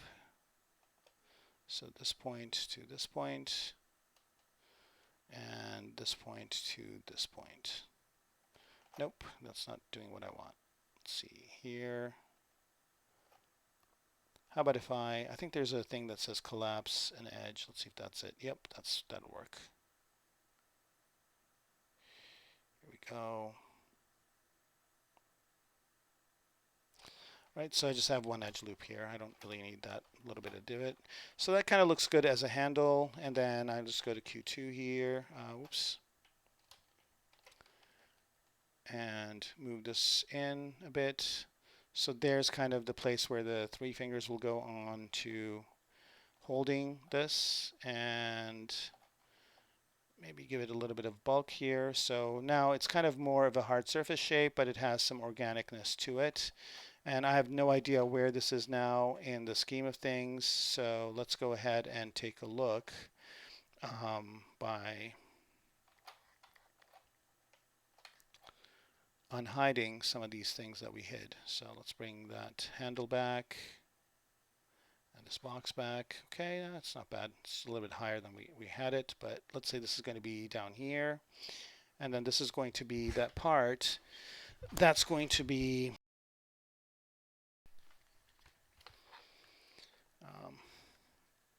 on top. So here I'm going to make this a little bit fatter, like so. Oops, what's that? Not rotate it. Maybe what I need to do is turn symmetry off for a second. So I can resize it this way, and I can resize it this way. Add a little bit of rotation to it and put it over here. So yeah, booleans are really nice. Oh wow, that kind of created an interesting thing. Let's just explore that one. That's basically doing an edge loop. Oh wow, look at that.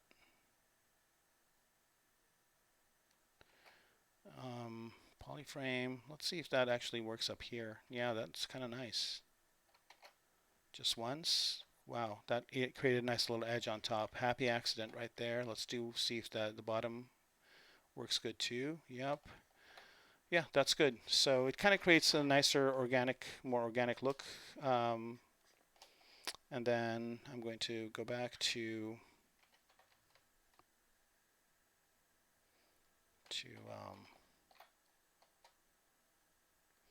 the move brush here. Move this out like so. And I'm just going to pronounce these a little bit more. Like that. Okay, so at some point I think I don't have symmetry on this anymore. Let me turn symmetry back on. Okay. Yep. And then make this kind of smoother so the fingers can go in, and maybe indent these a little bit. Again, I'm working with very few polygons here, but I'm getting really cool looking shape like that. Okay, so this is basically the base where his three fingers will go, and then there will be a trigger part, and that will probably be on top here somewhere. And let's kind of model the back here too. Let's kind of make this ergonomic. If I were to do this right, I actually would get a 3D scan of a hand and put it in there, but for now this works good. All right, how are we doing on time? Okay, so it's 9 o'clock, but I'm going to continue for a little bit longer. If anybody wants to stay on, please do. I'm probably going to stay for another half an hour, 15, I mean, half an hour is too much, maybe about 15, 20 minutes. Because I want to do a little bit more of this. I at least want to finish up this handle. There we go. And then next time I will probably have some time off camera to do a little bit of work. So I'm probably going to retopologize the outside of the car. Today was just basically the seats and the dashboard and some of the controls in here. So this one I'm just going to go ahead and make it flat like that. So that's, I'm happy with that. So let's go ahead and work on this top part. And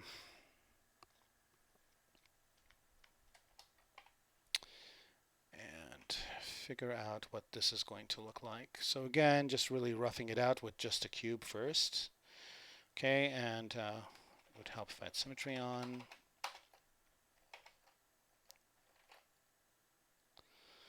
Okay, and then I should be looking at reference while I'm doing this, but I'm not. I'm just kind of going at it blind. Right, and this front part is basically just going to have a bunch of buttons that he can press to fly the car. And again, I'm just going to do this enough for it to be interesting looking when you look inside the car. I don't need to have too much detail, especially not at this point. So here I'm just going to go ahead and take a quick look at the one we have over here. Yep, and it looks like it's pretty straightforward. In his, it's pretty asymmetrical, so I'm going to try and maybe figure out if that would be a cool design option here or not. So there it is. So let's ZBrush save. This would be a good time for me to take a drink of water. If anybody has any questions, please ask them now. You've got about maybe 20 more minutes to be asking questions, and then I'm going to be off and not going to be on for 2 weeks. If anybody here is at the ZBrush Summit, please stop by and say hi. You'll probably see me there. You should recognize me from my face.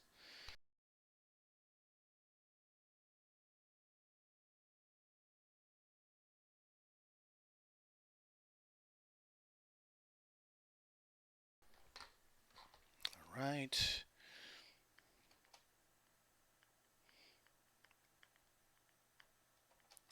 Okay, so just kind of create an area for the trigger finger over here. And there'll probably be something in here that he can press.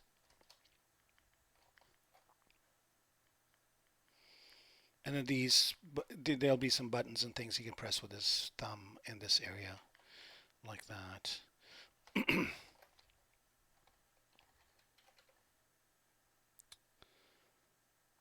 So I'm just going to Q-mesh a single poly here and see what happens if I kind of give this thing a little bit of thickness like that. That's good.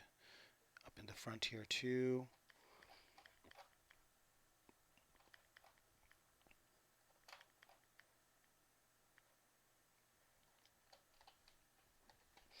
All right, let's do dynamic subdiv on it. So now you notice that just with one kind of button press, I'm basically getting starting to lose my voice. I might not, my ambition of staying on might not happen. And again, everything has to be designed by itself and has to fit a specific design language that the entire car fits in. So again, these have to be really high tech, kind of cool looking things. I'm assuming that these cars will be kind of very specialized, so they would be for very specific types of people. And those people can afford to spend money on design, so I'm going to spend the time on it. Mostly because I enjoy it, but also to make the design work. Okay, I'm going to add this front part like this. And then maybe there'll be some sort of a trigger or something that comes downwards. I'll have to figure that out. Maybe like that.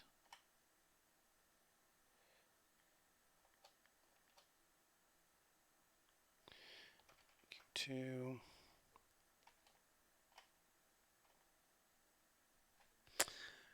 All right, so absolutely no questions at all. Cool, cool, cool. All right, so this part down here is going to be kind of independent of the rest of it. And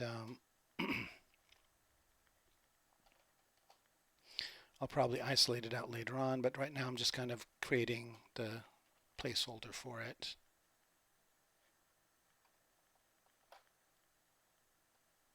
I think I need more geometry. Add an edge loop over here.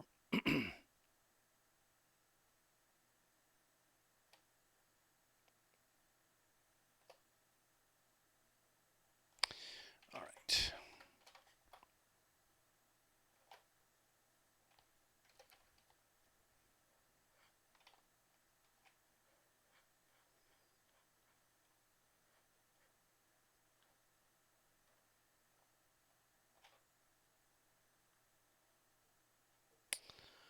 All right. I think this is more or less getting close to what I wanted to do.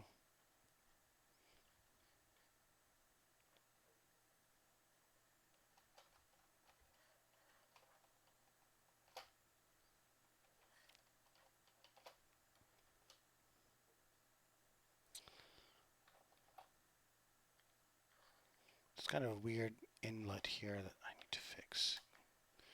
Right, I think there's a, here we go, it's this one.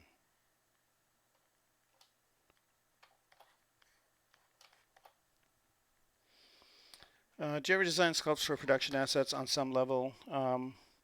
Yeah, of course.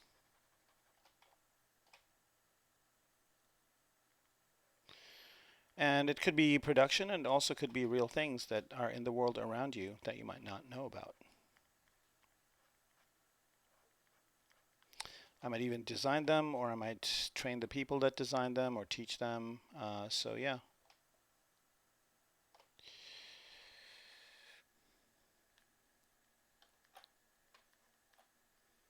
Like as a base, yeah. So I mean, basically I do design for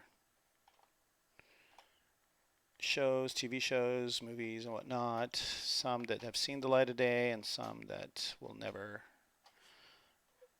see the light of day, unfortunately. Okay, so this is turning into some sort of a gun shape. Okay, here we go.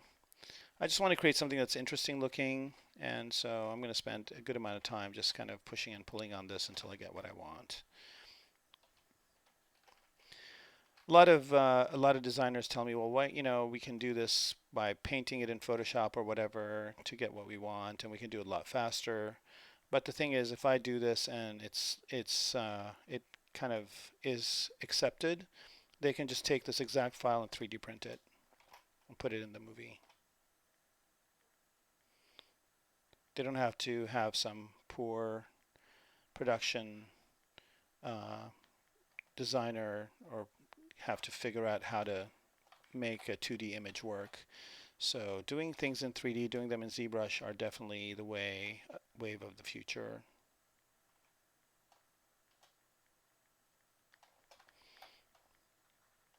And I know a lot of designers that are doing their stuff in 3D, like Neville Page. A lot of the Star Wars stuff is all done in 3D. All his suits, everything that he does, all of them are done in 3D. Not only are they done in 3D, but they fit the actors and everything. It's really, really cool. Okay, so what I'm going to do here is I'm going to stop moving this thing back and forth. I think, so this is kind of a interesting thing is like if you notice that you're working on the same part for a really long time, just move off of it because then you're just basically wasting time. But let's see what this looks like in the overall scheme of things. So let's bring that cockpit back.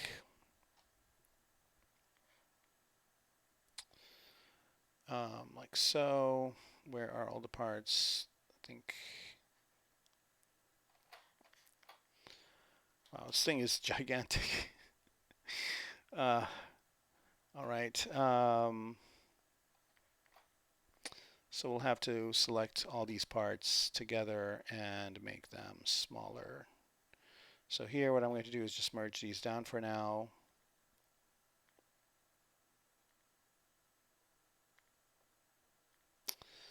And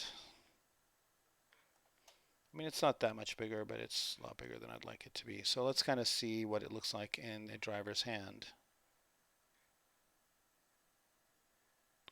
It looks like a radar gun that cops use to pull over speeders.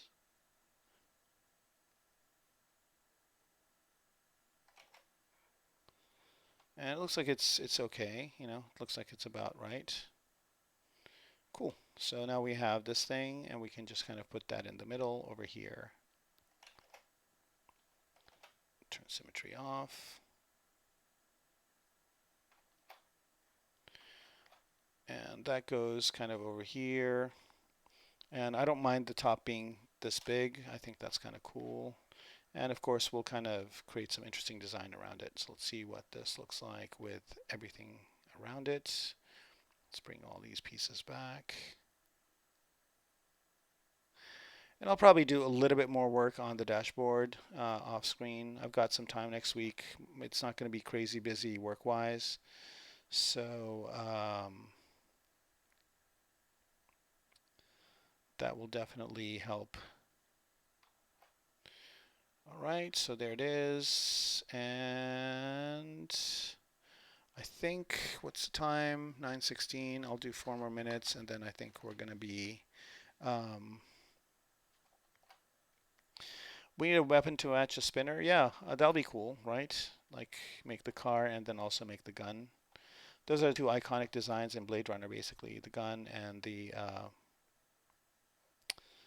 spinner.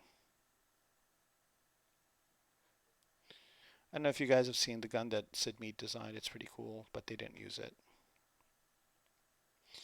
All right, so there is that part right there, and I'll probably build a base for it and everything. So that's going to be the thing that he uses kind of to move up and down in space.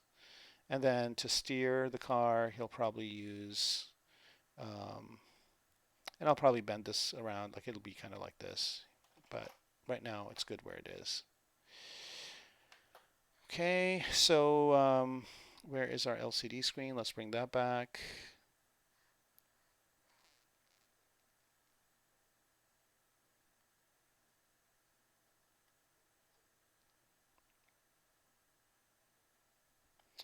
Did I get rid of it? Did I put it somewhere else?